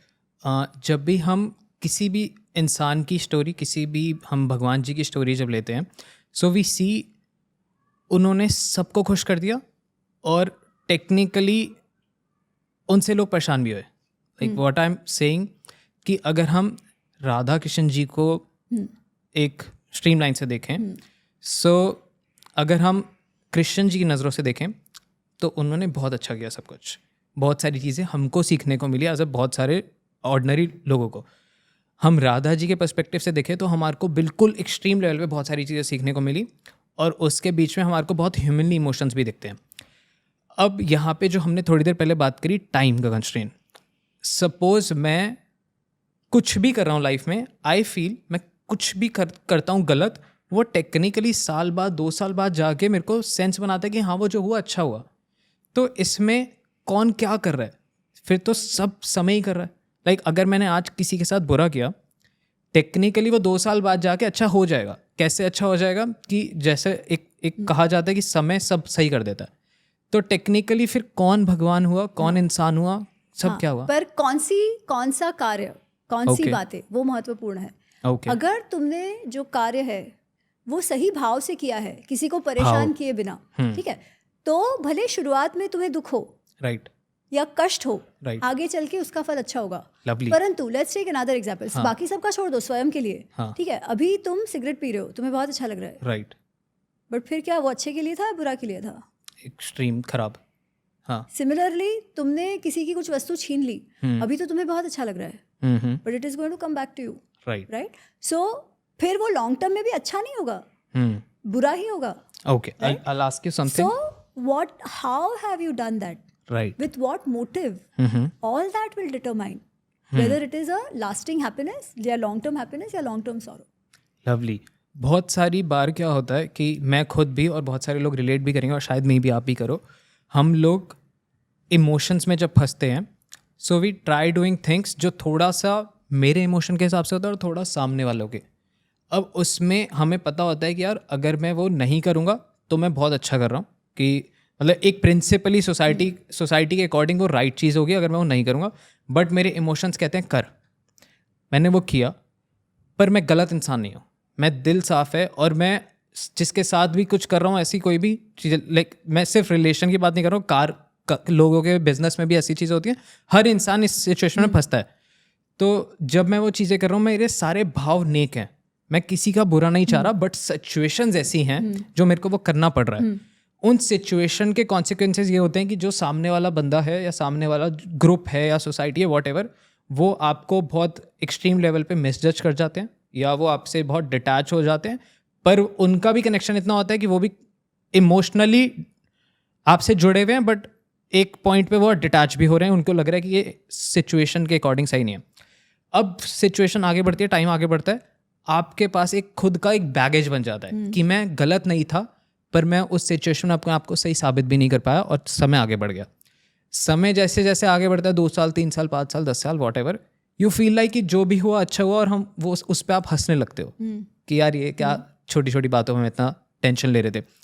तो अगर हम समय को पीछे जाके देखते हैं तब हमारे को सब चीज़ें सेंस बनाती है, सारे फेलियर्स अच्छे लगते हैं, सारी कहानियाँ अच्छी लगती हैं, सारे हार्डशिप अच्छे लगते हैं। तो जब हम थोड़ा सा अपना माइंडसेट डेवलप करके आगे की चीज़ को पीछे जाके देखें, थोड़ा सा मेंटली करके, तो फिर तो हम कुछ गलत कर ही नहीं रहे। अगेन कैसी बात है, तुमने एक बात कही बैगेज की, राइट, ठीक है, अगर तुमने उस परिस्थिति में जो जितना तुम कर सको सही भाव से वो तुमने किया है, ठीक है, फिर भी कुछ लोग आए कुछ लोग चले गए, राइट, जिस बात का तुम्हें दुख है ना, पर तुम आगे बढ़ गए, तो जो बैगेज है ना वो तब नहीं होता, क्योंकि you did what you could, you couldn't have done anything else with that भाव, right? You will have the regret कि अरे वो छूट गए, वो चले गए, but you will not have a baggage. That thing you can laugh on. Remember, वो वस्तु पे तुम हंसोगे, पर अगर तुमको ऐसा लगता है कि यार मैं थोड़ा सा ये कर देता ना, तो वो चले नहीं जाता।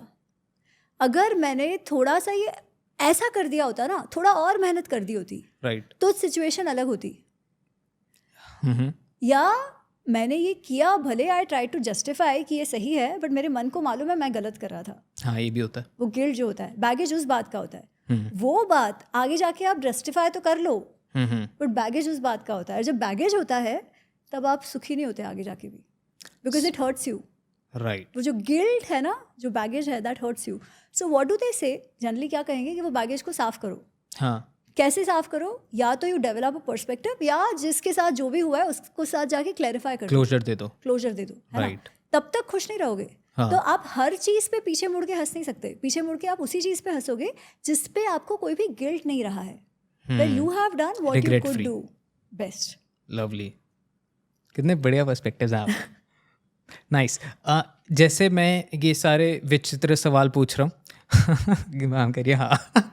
नहीं, आई थिंक ये सही, मतलब अच्छे सवाल हैं। और देखो, एक बात है कि मैं कह रही हूँ because I am here sitting, बोलना आसान होता है, हाँ, जब हमारे जीवन में भी करना हो तो इतना आसान नहीं होता है ना, क्योंकि That's why I'm at the asking. And of the day emotions तो है, और इमोशंस का एवोल्यूशनरी कारण है। राइट, क्योंकि अगर इमोशन नहीं होंगे, अगर थोड़ा सा वो अटैचमेंट वाला नहीं होगा, है ना, अटैचमेंट नहीं होगा तो समाज में लोग एक दूसरे के साथ रहेंगे कैसे? दैट अटैचमेंट, दैट मोह allows you to put the other person before yourself. Right, unless you achieve that कि सब कुछ चलता है, वो लेवल पे तो हम कोई नहीं पहुंचे, we are all trying, right? तो also little bit of jealousy is important, it makes you work harder. Little bit of greed is important, then you would want to improve things. Right, वो कहता है ना, क्या कहते हैं, necessity is the mother of invention. Invention, right, क्योंकि exactly, अगर आपको लगेगा ही नहीं कि कुछ अच्छा करना है, कि भाई कुछ आपको अलग चाहिए, जो है उससे अलग चाहिए, सब Right. में आप एकदम सेटिस्फाइड हो, तो आगे कैसे करोगे? तो वो कामना भी चाहिए, the desire to do good. So all these have evolutionary कारण, ठीक है? Right. The problem is when they become अति, right, and that which is helping you progress, वो आपके विरुद्ध काम होने लगे, that is when it is a problem. तो ये सारे इमोशंस हैं और ये रहेंगे, उससे हमें भागने की आवश्यकता नहीं है, उनको केवल समझने की आवश्यकता है, और इतना समझने की आवश्यकता है कि कब अति हो रहा है। नॉट ईजी, ऑफ ठीक है, कोर्स नॉट इजी, बट जब ये बातें होती हैं तो थोड़ा सा ना अवेयरनेस आने लगता है। जैसे मैं ये हमेशा कहती हूँ कि मुझे मिठाई बहुत पसंद है, पसंद नहीं है मुझे, बट किसी को से मिठाई बहुत पसंद है, उसको मालूम है कि उसके लिए वो अच्छी नहीं है, क्योंकि डायबिटीज़ होगा, कुछ भी होगा। तो पहले तो वो क्या करेंगे, मिठाई है सामने, वो बोलेंगे अरे एक ही तो लाइफ है, राइट, हाँ, वापस कहाँ जीना है ना, खा लो, हाँ, यू जस्टिफाइड, राइट, एंड आपने मन को भी जस्टिफाई कर लिया है।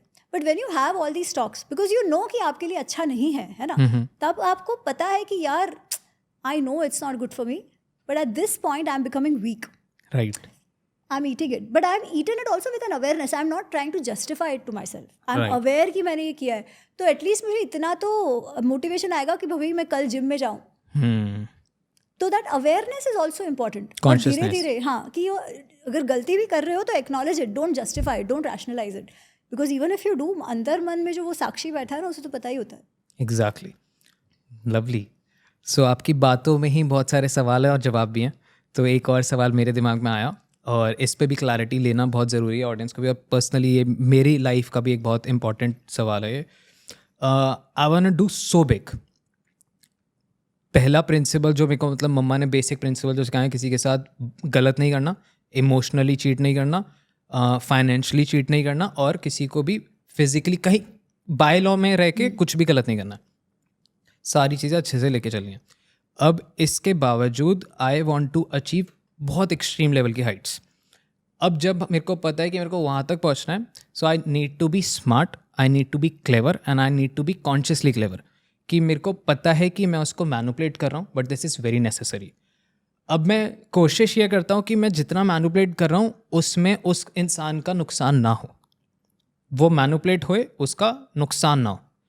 अब कुछ सिचुएशंस ऐसी होती हैं जहाँ पे मेरे को मैनिपुलेट ऐसे करना पड़ता है कि आई नो उसका नुकसान होगा, बट मेरे को उसको ऐसे मैनिपुलेट करना पड़ता है कि उसका नुकसान जो भी हो रहा है मैं उसको रिवॉर्ड दूँ।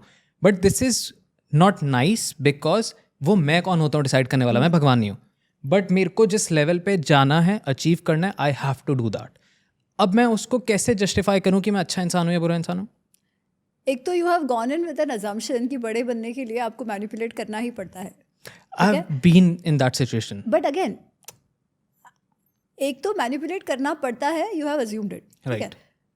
I would say why think of it that way? Okay. In what situations have you had to what you think manipulate is also important, right? देखो, कृष्ण कहते हैं,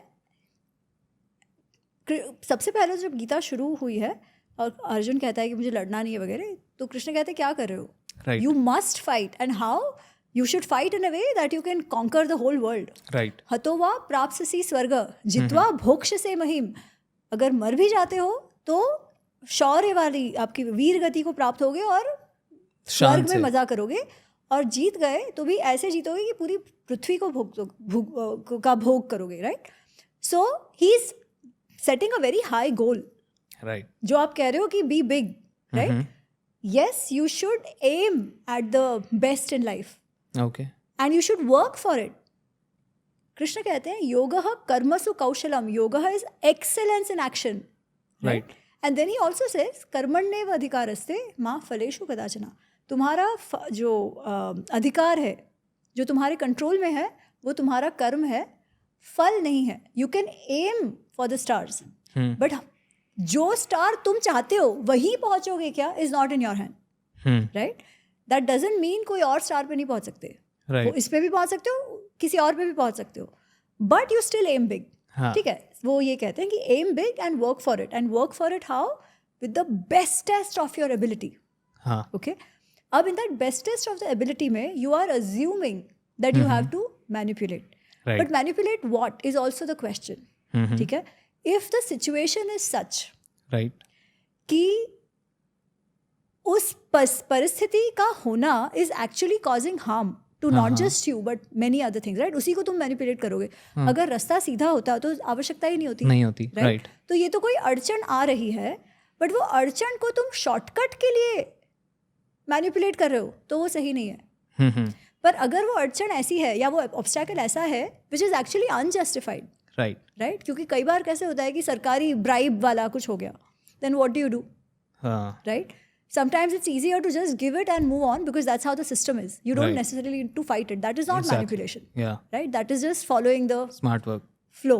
Because it's not, कुछ और बुरा नहीं हो रहा. But if you know कि वो पैसा drugs में जा रहा है ये वो, then you have to be careful and see if that's the road you want to take, right? So that manipulation is what kind of manipulation will also become important. Lovely. इसको हम generically नहीं बात कर सकते. But should that be your aim? No. हाँ, of course. Right? प्रयत्न तो तुमको वही करना है कि as far as possible I give my best and take the best part possible, right? उस पथ पे फिर जो भी ऑब्स्टैकल्स आएंगे उसको कैसे निपटना है in the best possible way. I will keep seeing and going ahead. पर अभी से तुम सोच लो कि मैनिपुलेट तो करना पड़ेगा. फिर पता है क्या होगा, थोड़ी सी भी अड़चन हो you will try to find shortcuts for it, right? मैंने अपने आप को कॉन्शियसली ट्रेन वैसे करना स्टार्ट कर, नेगेटिव ट्रेन कर दिया. ये ना शॉर्टकट लेना ठीक है, शॉर्टकट लेना ठीक है, नहीं है ऐसा नहीं है. शॉर्टकट जनरली जब लेता है ना इंसान, rest assured he will have to take a बड़ा पाथ, क्योंकि कहीं ना कहीं कुछ गड़बड़ होगी. बेटर नॉट टेक शॉर्टकट, ठीक है? Take the path you must. उसमें as I said you may have to play it smart, right? With again the right intention, ensuring that you cause the least of the harm. That is being practical, right? That is being practical. वो तो फिर उस समय देखो, but don't go in thinking मैं सबको manipulate करूँगा, वो भाव अलग है. जैसे कुछ लोग IAS करना चाहते हैं. IAS क्यों करना चाहते हैं? क्योंकि उनको मालूम है अंडरग्राउंड इनकम मिलने वाली है. That is not the right, under table income मिलने वाली है, इसलिए वो IAS करना चाहते हैं. वो तो फिर आपका गोल ही गलत है यार. गोल गलत है, राइट? अगर आपको IAS इसलिए करना है because you genuinely believe that you can be a part of the system and do something good, then that's one thing. पर उस रास्ते में कई बार ऐसे compromising चीजें आ जाए where you have to then you are in a धर्म संकट. So right? Basically कि for a larger goal are you having to trade off on a smaller one, right? But that you will have to take as you go. It cannot be a part of your plan. So basically आपका गोल define कर रहा है कि आपका गोल अगर बहुत अच्छा है, नहीं धर्म के अकॉर्डिंग है, नहीं. ओके. आपका गोल जो है वो है you work to achieve that goal. Of course whether you will achieve that goal or not is not in your hands. Only doing hard work is in your hand, right? ठीक है. But while doing that hard work on the way there might be multiple obstacles. बहुत सारे ऐसे obstacles आएंगे, संकट आएंगे, right? जिसको तुम्हें पार करना पड़ेगा. तुम इस मनोवृत्ति से नहीं जा सकते कि मैं जुगाड़ कर लूंगा, ठीक है? उस समय आवश्यकता अनुसार हो सकता है कि कुछ ऐसा करना पड़े विच इज़ अ धर्म संकट सिचुएशन. एक करने के कारण दूसरे के साथ ट्रेड ऑफ करना पड़े. बट वो फिर किस भाव से कर रहे हो उस समय, वो तब देखना होगा. भाव इंपॉर्टेंट है, भाव इंपॉर्टेंट है, इंटेंशन इंपॉर्टेंट है, और ऑफकोर्स उसका आउटकम क्या है वो भी देखना पड़ेगा. But that can not be your going in assumption कि मैं तो ऐसे ही करूंगा. सो बेसिकली नेगेटिव ट्रेन ना करूं खुद को, और जब बिल्कुल एक्सट्रीम सिचुएशंस आ रही है तो I have to be very conscious about my emotions. I have to be conscious about my result क्या आ रहा है इससे, और बाकी सारी चीज़ें. तो I have to be smart.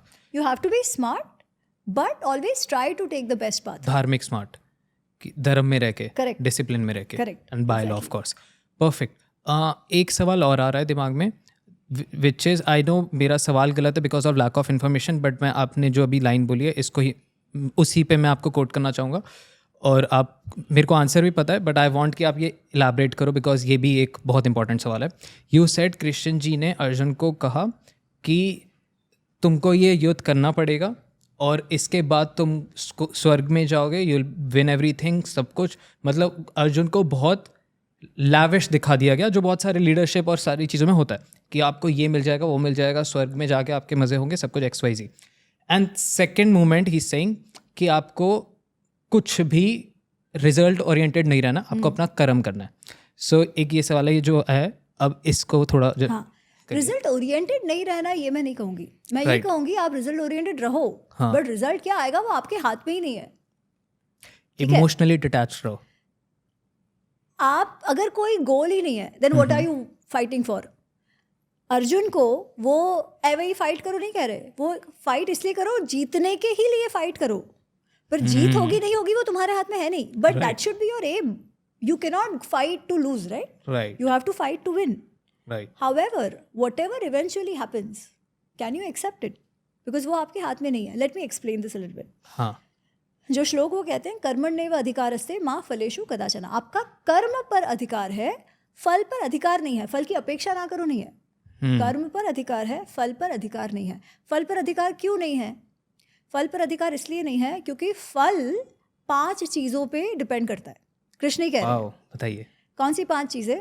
अधिष्ठान, कर्ता, करणम, पृथग्विधा चेष्टा, पंचम मैं बाद में बताती हूँ। Okay.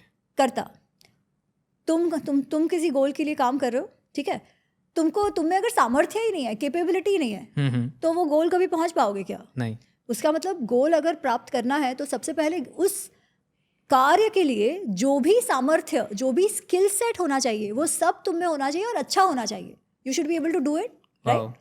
So you need that, the doer has to have the skill set. Right. Second, current, जो तुम करना चाह रहे हो उसमें you will need some resources, some tools, कुछ यंत्र, उस सब की आवश्यकता होगी। अगर वो ही नहीं होगा तो भी तुम अचीव नहीं कर पाओगे तुम्हें जो करना है, राइट? तीसरा, पृथग्विधा चेष्टा, मतलब प्रोसेस, ठीक है? अलग अलग कार्य, अलग अलग एक्शंस। तुमने सोचा है कि तुम्हें कहीं बिल्डिंग बनानी है, तो उसका एक प्रोसेस फॉलो करना है ना, राइट? कुछ कैसे भी कर लोगे, मन में आए वैसे तो भी नहीं होगा। वो जिस सिस्टम से काम होता है उसी सिस्टम से तुम्हें करना पड़ेगा जी। तुम्हारा अडोन टॉक्स है, ठीक है? You want to make it big, but you will have to do something for it, right? You will have to ensure, एक तो वही कि यू आर गुड, इंटरव्यू करने का तुम में सामर्थ्य है, जिसके साथ बात कर रहे हो उसके तुम अच्छी से प्रेपरेशन वगैरह करते हो, जो तुम्हारा ये पूरा सिस्टम है, सेट है, वो तुम सही से यूज़ करते हो, ठीक है? फिर जो प्रोसेस फॉलो करना है कि भाई get the right people, prepare for them, get them to come talk in a certain way, get out what, so वो all that process you have to follow and get it done. ये तीनों नहीं करोगे तो कुछ नहीं होगा। हाँ. चौथा इज अधिष्ठान। अधिष्ठान is the entire surrounding condition, मतलब कैसा पूरा सेट तुम यूज करते हो। अगर हम ये आज क्लोज रूम में बैठे हैं, कहीं नीचे जाके बैठेंगे तो कितना आवाज आएगा, राइट? या तुम्हारा विजन गोइंग इन क्या है, अगर विजन ही ऊपर नीचे है तो भी तुम ठीक से नहीं कर पाओगे। All this are called what we call substratum, on which you have based this idea of odontox, yeah? Right. तो उसे अधिष्ठान कहते हैं। ये चारों जो है वो तो तुम्हारे हाथ में है, हाँ, ठीक है? ये चारों तुम्हारे हाथ में है। कृष्ण कहते हैं पंचम इति दैवम, जो नसीब का भाग है ना, जो डेस्टिनी है, जो दैवत है, वो 5वां है। wow. सपोज ये सब तुमने कर लिया, हाँ, ठीक है?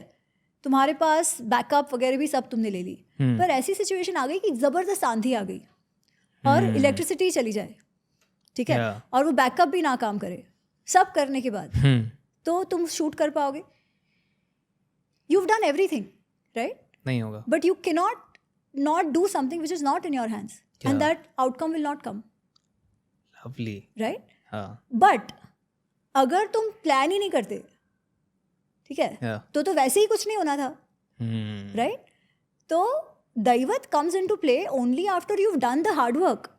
अगर हार्ड वर्क नहीं किया है तो वैसे ही आउटकम नहीं आएगा, तुम्हारा गोल तो कभी तुम पहुंचोगे ही नहीं, राइट? पर वो सब करके भी हो सकता है वो गोल पर ना पहुंचो, परंतु maybe there is something else, maybe तुमने इतना हार्ड वर्क किया है, ये किया है, समबडी एल्स माइट से यार बंदे में दम है यार, let me give him something else and you might become big, right? Just that big is not what you defined, but it is in something else.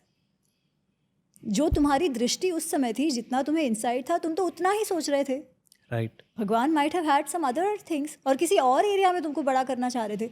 कोई भी सक्सेसफुल लोग हो ना, उनका तुम ऑटोबायोग्राफी देखना, जो उन्होंने चाहा होता है, they will try for it and all, फिर एक बड़ा से धड़ाम आएगा, फिर something new opens up, right? Now why a perspective matters there. अगर तुम चाहते हो वो ना हो जनरली तो हम टूट जाते हैं, डिप्रेशन में आ जाते हैं, कुछ लोग सुसाइड कर लेते हैं. राइट. और जो एक्चुअली जो दूसरा रास्ता खुला है वो देखते भी नहीं है. But maybe that was their path to that success that they were looking for. Right. इसीलिए डू योर बेस्ट हाँ. and leave the rest because it is not in your hand. But if you So don't do the beautiful. best, Yeah. you will never achieve anything. Nice. या this so pretty. Like जो आपने बताया, दे 5 चीज़ों को, principles को कृष्ण ने बताया. अभी आपने को बताया, जो कृष्ण जी ने बताया, और आप माध्यम बने. So this is so nice. अगर इन 5 चीज़ों को ही समझ ले हम, तो हम बिजनेस क्या, हम सब कुछ बिल्ड कर सकते हैं. प्रोजेक्ट मैनेजमेंट यही तो है. वाओ. है ना, यही तो है. इसीलिए हमारा स्पेशली जो भगवत गीता, महाभारत, रामायण, ये सारा जो हमारे जो ये शास्त्र हैं ये बहुत ही प्रासंगिक हैं. लोगों को Right. लगता है कि अरे सिर्फ भजन करने के लिए. नहीं नहीं, हाँ. ये सारे आज हमारे जीवन को कैसे जिए, डिसीजंस कैसे लें, उस सब में हमें गाइडेंस दे, ऐसे शास्त्र है ये. Lovely. I'll share my perspective. एक जो मेरे को बहुत आगे लेके जाता है और बहुत सारी चीज़ों से डिटैच करता है और स्टेबल रखता है, क्योंकि मैं एक ऐसा इंसान हूँ जो बहुत जल्दी हवा में उड़ता हूँ. तो कृष्ण जी मेरे को कैसे स्टेबल रखते हैं, मैंने कैसे एक पर्सोना सबकॉन्शियसली अपने दिमाग में बना रखा है, और आप मेरे को बताना ये सही है, गलत है, या इसको और कैसे रिफाइन करा जा सकता है, या इसको बिल्कुल ही निगलेक्ट ही कर दूँ. सो द थिंग इज़, मेरी लाइफ में बहुत स्ट्रगल हुआ सारा कुछ बिल्ड करते टाइम पे, और अब सब अच्छा हो रहा है. एंड जब सब अच्छा हो रहा था, तो जब कोई अच्छे से ग्रो करता है, सब अच्छा जा रहा होता है, सारी अपॉर्चुनिटीज़ आती है, तो बहुत सारे लोग देखते हैं, आपको प्रेस करते हैं, हर जगह से सब कुछ परफेक्ट आ रहा है, तो आपकी मम्मी डरती है कि नज़र ना लग जाए और ये वो एक्सरसाइज. सो मैं मम्मा के साथ बैठा था, एंड आई सेड, मम्मा ये जो सब हो रहा है ना, ये मेरा सबसे बुरा वक्त चल रहा है. तो शी वाज लाइक कि क्या कह रहा है. आई सेड कि मैं ऐसे नहीं देख रहा कि ये सब फैंसी वर्ल्ड और मटीरियलिस्टिक नहीं देख रहा, मैं सिर्फ एक ही चीज़ देख रहा हूँ कि मैं ये संसार छोड़ूंगा and I will meet Krishna ji ऊपर. जब मैं ऊपर कृष्ण जी से मिलूँगा, सो मैं उनसे जब बात करने लगूँगा, तो मैं क्या बोलूँगा कि Krishna ji thank you so much, मेरी लाइफ में ना सब कुछ परफेक्ट था, मेरे पास बहुत पैसा था, बहुत फेम था, बहुत लोगों का प्यार था, बहुत गाड़ियाँ थी, सब कुछ था, और मैं खुश खुश ज़िंदगी जी के आ गया. तो वो बहुत मुस्कुराते हुए सारी बात सुन के कहते नाइस. अब दूसरा एंगल से मैं देखता हूँ कि ये मेरा बुरा वक्त इसलिए चल रहा है क्योंकि अभी तो सब सही है ना, तो मैं उनको क्या बताऊँ कि अच्छा था, पर जो मेरा स्ट्रगल था, जो मेरे जब वो सारी रातें जब मैं रोया होऊंगा, कभी दिल टूटे होंगे, परेशान हुआ होऊंगा, चोटें लगी होंगी, सब कुछ जो होता है वो सब हुआ होगा. और जब मैं कृष्ण जी के पास जाऊंगा और जब मैं बताऊंगा, आपको पता है मैं वहाँ बहुत रोया था, आपको पता है मेरे सबसे इंपॉर्टेंट लोग मेरे से छूटे, आपको पता है मेरे साथ ये हुआ, तो वो नाइस नहीं कहेंगे यार मेरे साथ भी ऐसी हुआ था, मैं भी ये सारी चीज़ें, बट मैं टूटा नहीं जो तू नहीं टूटा.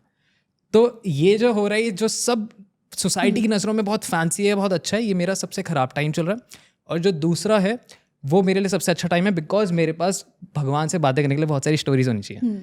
तो इस पर्सपेक्टिव से मैं बहुत न्यूट्रल हो जाता हूँ और मैं बैलेंस हो जाता हूँ, और मेरे को जितनी भी सोसाइटी की नज़रों में परेशानियाँ हैं वो बहुत अच्छी लगने लग जाती हैं, और वो फेस कैसे निकल जाता है मेरे को पता नहीं लगता. तो एक ये पर्सपेक्टिव के साथ मैं अपनी लाइफ आगे लेके जाता हूँ. अब इसको आप देखो, पर्सपेक्टिव जो हमने whatever works for all of us is good enough, right? But I will tell you, जब तुम कृष्ण से मिलते और तुम ये कहोगे ना, तो वो जरूर मुस्कुराएंगे दोनों केस में. हाँ. पता है क्यों? हाँ. क्योंकि वो कहेंगे इसको लग रहा है कि इसने सब किया है ना, इसको लग रहा है कि ये जो सक्सेस है वो भी इसने कर दिया, राइट. वो कहेंगे ठीक है, खुश रहे बच्चा. वो जो 5वां फैक्टर उन्होंने कहा ना, जो हमारे हाथ में नहीं है, वो 5वां फैक्टर बहुत तरीके से दिखाई देता है. लवली. तो हम ये तो जनरली ये कहना चाहिए कि जो कठिनाइयाँ भी थी वो भी तुझे अर्पण, क्योंकि उससे मुझे सीखने मिला, उससे मैंने हार्डवर्क किया, जो अच्छा भी हुआ वो भी तेरे कारण तो है. Right. I am just manifesting your will. Lovely. एक और चीज़ आई विल टेल यू, मैं बहुत ना ये जब मैं ऑटोबायोग्राफी ऑफ योगी, भगवद गीता और बहुत सारी एकदम से स्पिरिचुअलिटी की बहुत सारी चीज़ें पढ़ने लगा. कोविड का फेस चला था, I was staying alone, and suddenly क्या होता है कि मैं बिजनेसेस कर रहा हूँ सारी चीज़ें, और मेरे पार्टनर्स वगैरह हैं, बहुत सारे लोगों के साथ कमिटेड है, स्टाफ है, सब कुछ है. And I suddenly felt like, मैंने पूरा नहीं पढ़ा था, मैं स्टार्ट किया था सब पढ़ना, और बहुत सारा एकदम से नॉलेज ले रहा हूँ, आपके पॉडकास्ट सुन रहा हूँ, बहुत सारी चीज़ें हो रही थी. सो सारी जगह से इन्फॉर्मेशन आ रही है, स्टार्टेड आ रही है, कोई पूरा ज्ञान नहीं है, कुछ नहीं है. और सडनली मैं बहुत डिटैच होने लगा, और डिटैच के साथ साथ मैं स्पिरिचुअलिटी में जितना घुस रहा था मैं डिप्रेस हो रहा था. क्यों हो रहा था? क्यों हो रहा था वो आप बताना, ऑडियंस को पर्सपेक्टिव मिलेगा। मेरे साथ क्या हो रहा था मैं आपको वो बताता हूँ। मैं बहुत डिप्रेस हो रहा हूँ, सारी चीज़ें परेशान हो रहा हूँ, क्योंकि मेरे को लगने लग गया कि यार मैं क्यों कर रहा हूँ ये सब। मेरे को तो वैराग्य हो जाना चाहिए जितनी भी चीज़ें। और जब वैराग्य वाला कॉन्सेप्ट आता था और मेरे को फिर दिखता था कि यार अभी मेरे को बिजनेस मीटिंग करनी है, एक कॉल लेनी है इंपॉर्टेंट, तो मेरे को लगता था ये तब तो व्यर्थ है, मेरे को तो सिर्फ बैठ के भगवान से प्रार्थना करनी चाहिए, सब कुछ करना चाहिए। और मैं ये और फिर डिप्रेस इसलिए हो रहा था कि मेरे को होने लगा कि मैं भगवान से कनेक्ट हो रहा हूँ और सारी चीज़ों से जब डिटैच हो रहा हूँ तो जितने भी इंपॉर्टेंट लोग हैं, चाहे मेरे घर वाले हों, मेरे फ्रेंड्स हो, मेरे बिजनेस पार्टनर्स हो या मेरे एम्प्लॉयज़ हों, उन सब के लिए मेरे को बुरा लगने लग गया कि आई एम चीटिंग देम। क्योंकि मैं तो इधर जुड़ रहा हूँ, तो मेरे को ऐसा लगा कि मैं इन सब के साथ धोखा कर रहा हूँ, क्योंकि मैंने इनको प्रॉमिस किया था कि आप मेरी कंपनी में काम करो, I will take you forward. Partners को लेके आया था, घर वालों को प्रॉमिस किए थे कि जब मैं पैसा कमाऊंगा तो आई फुलफिल योर ड्रीम्स, सारी चीज़ें। फिर एकदम से रैंडम यूट्यूब पे वीडियो आती है कर्म योगा की, एंड उसके बाद सब इतना तेज चेंज हुआ। सो कर्म योगा का कॉन्सेप्ट आप बता देना। मैंने कर्म योगा को कैसे देखा, आई टेल यू दैट कि एक 2 वरुण वाधवा हम समझते हैं, सेम टाइम पे पैदा होते हैं, सब कुछ सेम। एक वरुण वाधवा पैदा हुआ, वो बस बैठ के हरे रामा हरे कृष्णा यही करता रहा पूरी जिंदगी। वो मरता है, वो कृष्ण जी के पास जाता है एंड कृष्ण जी उसको गले लगाते हैं एंड कहते हैं आई एम वेरी हैप्पी कि तूने मेरे को पूरा टाइम मेरी भक्ति करी, पूजा करी। दूसरा वरुण वाधवा इट्स वेरी, जो चीज़ें अचीव करना चाहता है कर रहा है, सोसाइटी में जो भी करना चाहता है सब कुछ अच्छा कर रहा है, और जब भगवान को देखता है तो हाथ जोड़ देता है कि कैसे हो कृष्ण जी, और बात करके और ना माथा टेक के आ जाता है। जब वो कृष्ण जी के पास जाता है ना, कृष्ण जी उसको हक नहीं करते, कृष्ण जी उसको कहते हैं I am proud of you, तूने वो किया जो मैं चाहता था कि सोसाइटी में हो। तो फिर मैंने डिसाइड किया कि क्या मेरे को कृष्ण जी से हक चाहिए या मैं चाहूँ कि कृष्ण जी मेरे पे प्राउड फील करें। तो मैंने कहा नहीं, मैं प्राउड। और वापस बैक टू काम आया, फिर मैंने जो स्काई रॉकेट हुआ। तो मेरे लिए कर्म योगा ये था। ऐसी भगवत गीता सबके लिए अपनी है, तो ये चीज़ थी। नहीं, भगवत गीता में कृष्ण अर्जुन को क्या कह रहे हैं बताइए। वो क्या ये कह रहे हैं तुम बैठ के मेरी भक्ति करो? नहीं, वो ये कह रहे हैं कि तुम जो सारे तुम्हारे कर्म या कर्म फल है, वो कह रहे हैं तुम्हारे कर्म फल तुम सब मुझे त्याग दो। ठीक है, फल की चिंता, फल का तुम मुझ पे छोड़ दो, कम टू मी, है ना। ये वो कह रहे हैं कि सारा सर्वधर्मान परित्यज्य मामेकम शरणम व्रज, सब कुछ छोड़ छाड़ के मेरे इसमें आओ। पर वो ये नहीं कर रहे छोड़ छाड़ के मेरे पास आके लड़ो मत, वो कह रहे हैं तुम मेरे पास भाव से आओ, पर लड़ना तो है। राइट, लड़े बिना तो यही नहीं है। क्योंकि शुरुआत में अर्जुन क्या कह रहा है, वो यही कह रहा है कि क्यों कर्म करना है, मैं भक्ति करता हूँ, क्यों कर्म करना है, मैं जाके तपस्या करता हूँ, मैं वन में चला जाता हूँ। और कृष्ण कहते हैं कर्म किए बिना तो कोई ऑप्शन ही नहीं है। राइट, क्योंकि जिसकी तुमने बात की कि दूसरा वरुण वाधवा जो बैठ के हरे कृष्णा हरे कृष्णा हरे कृष्णा कर रहा है, उसको खाना वाना कहाँ से मिल रहा है? भिक्षा मिल रही है। कैसे? उसके लिए भी उसे जाना पड़ेगा ना। एग्जैक्टली, भिक्षाम दे। उसके लिए भी कर्म करना पड़ेगा। उसके कपड़े कौन धो रहा है? उसके कपड़े कहाँ से आ रहे हैं? वो सब भी तो उसे करना पड़ रहा है। और अगर वो नहीं कर रहा है तो वो केवल बोझा है समाज पे, मतलब जो समाज is taking care of him. तो उस भक्ति का फायदा क्या? भक्ति और कर्म योग ये अलग अलग नहीं हो सकते। ठीक है, खुद का कर्तव्य ना करो और भगवान के नाम का रटन करो, तो कोई कुछ हो ही नहीं सकता है। कर्तव्य तो करना ही पड़ेगा, दैट इज द फर्स्ट। ये bhakti has to be a part of your life while you do that कर्तव्य। but what is that भक्ति? भक्ति उसे जो भी कुछ मेरा है वो मेरा नहीं है, वो सब तुझसे आया है। जो कृष्ण कह रहे हैं निमित्त मात्र भव सब्यसाची, वो कह रहे हैं मैंने सोच लिया क्या करना है, you behave as if you are an instrument of my will. क्योंकि तुमको दुख क्यों हो रहा है? क्योंकि तुमको लग रहा है कि मुझे इनको मारना पड़ेगा, मैं अगर इनको मारता हूँ तो मुझे पाप लगेगा। पर अगर you behave like an arrow, अच्छा किसी को मारते हैं तो एरो चलता है, बट क्या एरो को पाप लगता है? बिकॉज करने वाला एरो नहीं है ना, वो तो सिर्फ टूल है। तो अगर हम उस भाव से सारे कर्तव्य करें, I am just a medium, और जो मेरे पास हो रहा है दैट इज भगवत इच्छा, दैट आई एम मैनिफेस्टिंग। पर दिस इज वेरी ट्रिकी, क्योंकि ये कोई कुछ भी करेगा और बोलेगा ये तो भगवत इच्छा है। नहीं, that can only come when you are completely cleansed of all द्वंद्वस, जो सुख दुख, गुस्सा, एंगर, डिजायर, उस सब से तुम मुक्त हो जाओ, तो ही वो हो सकता है। सबके लिए पॉसिबल ही नहीं है। इसीलिए वो कहते हैं वो सब छोड़ो, जो तुम्हें करना है करो, जो फल है ना, which is anyways not your control, as I said, right? सिर्फ उसको मुझको अर्पण कर दो, right. but you do what you must do, and there is no running away from it. So you cannot see karma yoga separate from bhakti yoga. Bhakti has to be a part of it. जो श्रद्धा भाग है ना, कि भाई अर्पण कर रहा हूँ क्या, राइट, भगवान को अर्पण, कि जो है मैंने मेरा आई डिड माई बेस्ट, मुझसे जितना अच्छा हो सकता था अब मैंने किया. अब होता है नहीं होता है वो तेरा लुकआउट है. राइट, मैंने अपना कर्तव्य पूर्णतः जैसे तुम चाहते हो, योगः कर्मसु कौशलम, उस हिसाब से किया है. राइट, बाकी जो हो तेरा, जो तू देगा वो मंजूर. दैट इज द भक्ति, कि उतना विश्वास है कि भगवान ने यहाँ तक लाया है तो आगे भी ले ही जाएंगे. मुझे हर चीज़ क्यों कंट्रोल करनी है? बैठ के हरे राम हरे कृष्णा करना is not bhakti. Right, that's just a piece of few seconds. As in of course I am not saying don't do that, that can be a part of your अनुष्ठान, है ना, दिन में टू कॉन्सेंट्रेट, टू फोकस, वो सब भी करो, ये नहीं कह रही, पर केवल वो करो तो जियोगे कैसे? ये भी नहीं हो सकता. लवली. आपके इतने सारे पर्सपेक्टिव बने, इतना सारा पढ़ के, सारी चीज़ें डेप्थ में जाके, जैसे बहुत सारे मेरे थॉट्स आए, आपने सुने, क्लियर करे बहुत सारी चीज़ें.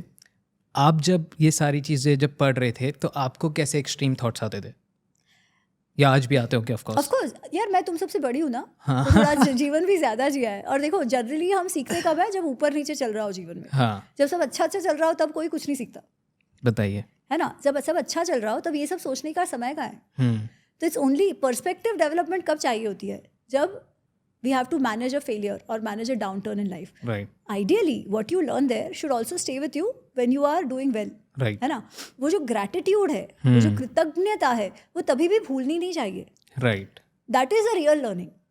पर वो शुरुआत तो डाउन्स में ही होती है, ये याद रखो, है ना, कि जब जीवन में ऐसा कुछ हो तो इसलिए कहते हैं ना, कई बार लोग कहते हैं कि हे भगवान, मेरे साथ कुछ बुरा हो ताकि मैं तुझे याद करूं, हाँ, फिर अच्छे में भी याद करता रहूं. जनरली लोग ऐसे कहते हैं. हाँ, but that is perspective development. So you live through life, you see कि कितनी सारी चीज़ें हैं, आपको भले लगता हो आपके हाथ में है, पर नहीं है. यू मस्ट हैव, आपने इतने बड़े बड़े गोल रखे थे, you worked for it, right, but it didn't happen. On the other side, जो आपने अचीव किया, ज़रूरी नहीं है कि केवल आपकी ही मेहनत थी, और भी लोगों ने आपकी जितनी मेहनत की थी, पर आपको मिला और उनको नहीं मिला. राइट. तो ऐसा आपने क्या बड़ा तीर मार दिया है जो उसने नहीं मारा? So clearly this is more than just me. Right. Similarly, उस समय किसी को लगा हो कि यार वो जो चाहिए था वो जॉब नहीं मिला, बट फिर पता चलता है कि जो कोई और ऑप्शन खुला और उससे एकदम तेज ग्रोथ हो गया. So when you have lived life enough, you see so many of these things. फिर आप पीछे देख के हंसते हो एंड यू आर लाइक, यार, है ना, इतना ही कर सकती हूँ मैं, बाकी तो जो है श्री कृष्णा अर्पणमस्तु और उसके कारण है. वो भाव बस आ ही जाता है. You can not deny it. If you observe your life, you can not deny it. Lovely. I take you a few minutes more. Audience का भी बहुत पीक है इमोशंस का, और मेरा भी. सो आई डोंट वांट कि आप अभी जाओ. सो एक सवाल और इम्पॉर्टेंट है, राम जी के ऊपर है. हम लोग राम जी को सब बहुत आइडलाइज करते हैं, उनसे बहुत सारी सीख लेते हैं, बट यूजली ऐसा देखा गया, और मैं इससे इतना अलाइन नहीं करता हूँ, बट ये सवाल था जो बहुत सारे लोगों का था, तो मेरे को ये पूछना भी था, और थोड़ा सा क्लैरिटी भी चाहिए इस पर. लोग बहुत सारा सोचते हैं कि हमारे को बड़े भाई चाहिए तो राम जी जैसे चाहिए. हम बहुत सारी मदर्स होती हैं, वो सोचते हैं कि हमारे को बेटा राम लल्ला जैसा चाहिए. बहुत सारे फादर्स होते हैं, वो चाहते हैं कि हमारा बेटा राम जी जैसा हो. पर बहुत कम ऐसा देखा गया है जो कहते हैं कि हमारे हस्बैंड राम जी जैसे हो, जस्ट बिकॉज ऑफ उनका वो जो लास्ट वाला सिनारियो बनता है. उससे पहले एवरीथिंग वाज नाइस. आपने बहुत सारे पॉडकास्ट में वो इमोशनल एंगल और बहुत रोमांटिक एंगल छेड़ा है जो रोंगटे खड़े कर देता है ऑफकोर्स. बट ऐसा क्यों है, और इस पर क्लैरिटी चाहिए मेरे को. देखो, मैं नहीं जानती कि ऐसे कौन कहता है कि मेरा पति राम जैसा ना हो, ठीक है. और दूसरी बात, अगर उस पर्सपेक्टिव से देखा जाए तो जो माँ चाहती है कि मेरा बेटा श्री राम जैसा हो, अगर हम केवल कौशल्या माँ के साथ क्या हुआ ये देखें, तो क्या हुआ, वो बेचारी, वो तो जब यंग बच्चे उनके थे एंड वो राजमाता बनने वाली थी, राइट, है ना. जो कौशल्या माँ का जो इंसिडेंट आता है ना, तो दशरथ जी को कैकेयी बहुत प्रिय है, और वो इतनी प्रिय है कि वो अपने बाकी रानियों को इग्नोर कर देते हैं. ठीक है, इतने हद तक कि कौशल्या माँ लिटरली कहती है कि जब श्री राम उनसे कहते हैं कि मुझे वनवास दे दिया पिताजी ने, मैं जा रहा हूँ, तो कौशल्या माँ रोते रोते कहती है कि मुझे लग रहा था कि अब तुम जब राजा बनोगे तब फाइनली जाके मुझे आदर मिलेगा, क्योंकि मुझे तो कैकेयी के जो दासियां हैं उससे भी कम भाव मिलता है, उससे भी कम आदर मिलता है, जबकि she is very financially independent and all that, right? But the king is indulging only Kaikeyi माँ में। पर अब तुम भी जा रहे हो तो मेरा क्या होगा? फिर वो तो चाह रहे हैं, फिर वो विधवा भी बन जाती हैं, पति भी गुजर जाते हैं, और 13 वर्ष तो बेटा है ही नहीं। तो इतना दुख सहने के लिए कोई ऐसा बेटा चाहेगा? तो क्यों कोई माँ श्री राम जैसा बेटा चाहेगी? Because she will be proud of a son like that, है ना, जो कभी अपने प्रिंसिपल्स पे, जो हमेशा प्रजा को आगे रखता है, जिसने कभी भी हमारा उनका क्या जो महत्वपूर्ण रोल था वो कभी भी वो नहीं भूले, जिस समय जो निर्णय लेना चाहिए वही निर्णय लिया। तो for a mother it is proud to be a mother of ऐसा बेटा, राइट? भले ही उनको दुख हुआ हो परिस्थितियों के कारण, राइट? तो एक पत्नी के लिए भी ऐसा नहीं होगा क्या कि you are proud of having a husband who the world looks up to, right? आप ये भी समझते हो कि वो जो कर रहे हैं वो इसलिए नहीं कर रहे क्योंकि आपसे उनको प्यार नहीं है, राइट? आपसे भी उनको उतना ही प्यार है, और आपके विरह में वो भी उतने ही दुखी हैं। पर वो केवल पति नहीं है, वो राजा है, और मैं भी केवल पत्नी नहीं हूँ, मैं भी रानी हूँ। तो जो अगर राजा को राजधर्म निभाना है तो रानी को भी उसमें इक्वल भाग निभाना पड़ता है, राइट? जब उनका विवाह हुआ था तब जनक कहते हैं इयम सीता मम सुता सह धर्मचरी तव, ये सीता जो मेरी पत्नी बेटी है, जनक कहते हैं वो तुम्हारी सह धर्मचारिणी बनेगी, हर धर्म में तुम्हारी इक्वल पार्टनर बनेगी, राइट? फिर वो गृहस्थ जीवन हो या राजा का जीवन हो। मुझे नहीं लगता है सीता माँ कभी भी ये कहेंगी कि पति श्री राम जैसा ना हो। अब लोग अपनी संकुचित वृत्ति से देखें तो वो तो क्या कह सकते हैं। सो ये बहुत लिमिटेड नॉलेज और माइंडसेट का सवाल था, I guess. Perfect. Of course इसमें और बहुत सारी चीज़ें हैं कि वो किस प्रकार के पति थे और कैसा उनका प्रेम था, जो जैसे you said I have spoken in a lot of podcast, तो अभी बट हाँ, ऑफ कोर्स बहुत ज़्यादा गूज़बम्प देते हैं। लाइक आई गेस वो गूज़बम्प एलिमेंट तब आता है जब हम भगवान जी को भगवान जी वाले एलिमेंट से देखते हैं और फिर उसमें देखते हैं कि ये तो बहुत इमोशनली ह्यूमनली वाले इमोशंस हैं, तो वहाँ पे हम सब इतने अमेज हो जाते हैं। इतने सारे और सवाल हैं, आई वांट कि आप फिर से एक समय निकालें प्लीज़ और वो सारे भी सुलझाएं। अब हम लोग इसको एंड करेंगे बिकॉज बहुत लंबा टाइम हो गया एंड टाइम के कंस्ट्रेंट की वजह से, वरना मैं अभी भी नहीं रुका और ऑडियंस के भी कमेंट्स ही आएंगे कि और लंबा करते और पॉडकास्ट बड़ा करते। सो आखिरी सवाल मेरा सबसे यही रहता है, how was I as a host? कैसा आपका डॉन टॉक से एक्सपीरियंस? मुझे बहुत मज़ा आया, दिस वाज फन। जैसे मैंने पहले भी कहा कि मैं भी केवल अपने विचार, अपने पर्सपेक्टिव शेयर कर रही थी। ये मैं बिल्कुल भी नहीं कहती कि this is the only perspective, right? Absolutely. पर ये this perspective has worked for me, ठीक है? जो मुझे थोड़ा बहुत जो भी समझ है अध्ययन से, जो मैंने सीखा है वो मैं शेयर कर रही हूँ, that has worked for me. और आप देखिए सबका वो अलग अलग हो सकता है, so take it with that disclaimer मैंने पहले ही डाल दिया था। पर बहुत मज़ा आया, सच्ची में मज़ा आया। मुझे लगता है कि कई बार ऐसे डिस्कशन से मुझे भी विचार करने पर मुझे भी विचार अधिक करना पड़ता है ना, क्योंकि सबका अलग अलग होता है, सब अलग अलग सोचते हैं। There is always so much to learn. So आपके कारण मुझे भी नए विचार करने का अवसर मिला, तो बहुत बहुत सौभाग्य है मेरा ये। So thank you so much ma'am, thanks for doing this Don talks Hindi podcast. मेरे को लिटरली बहुत सारे क्लैरिटी मिली है, बहुत एक्सट्रीमली मेरे विजन्स बहुत क्लियर हैं और आज उसमें बहुत ज़्यादा क्लैरिटी मिली। ऑफ कोर्स कृष्ण जी की बातें थी, आप बस माध्यम बने, जैसे डॉन टॉक्स माध्यम बना है ये सारी बातें यहाँ तक ले जाने में। So thank you so much ma'am, thank you very much. Thank you. Shri Krishna अर्पणमस्तु।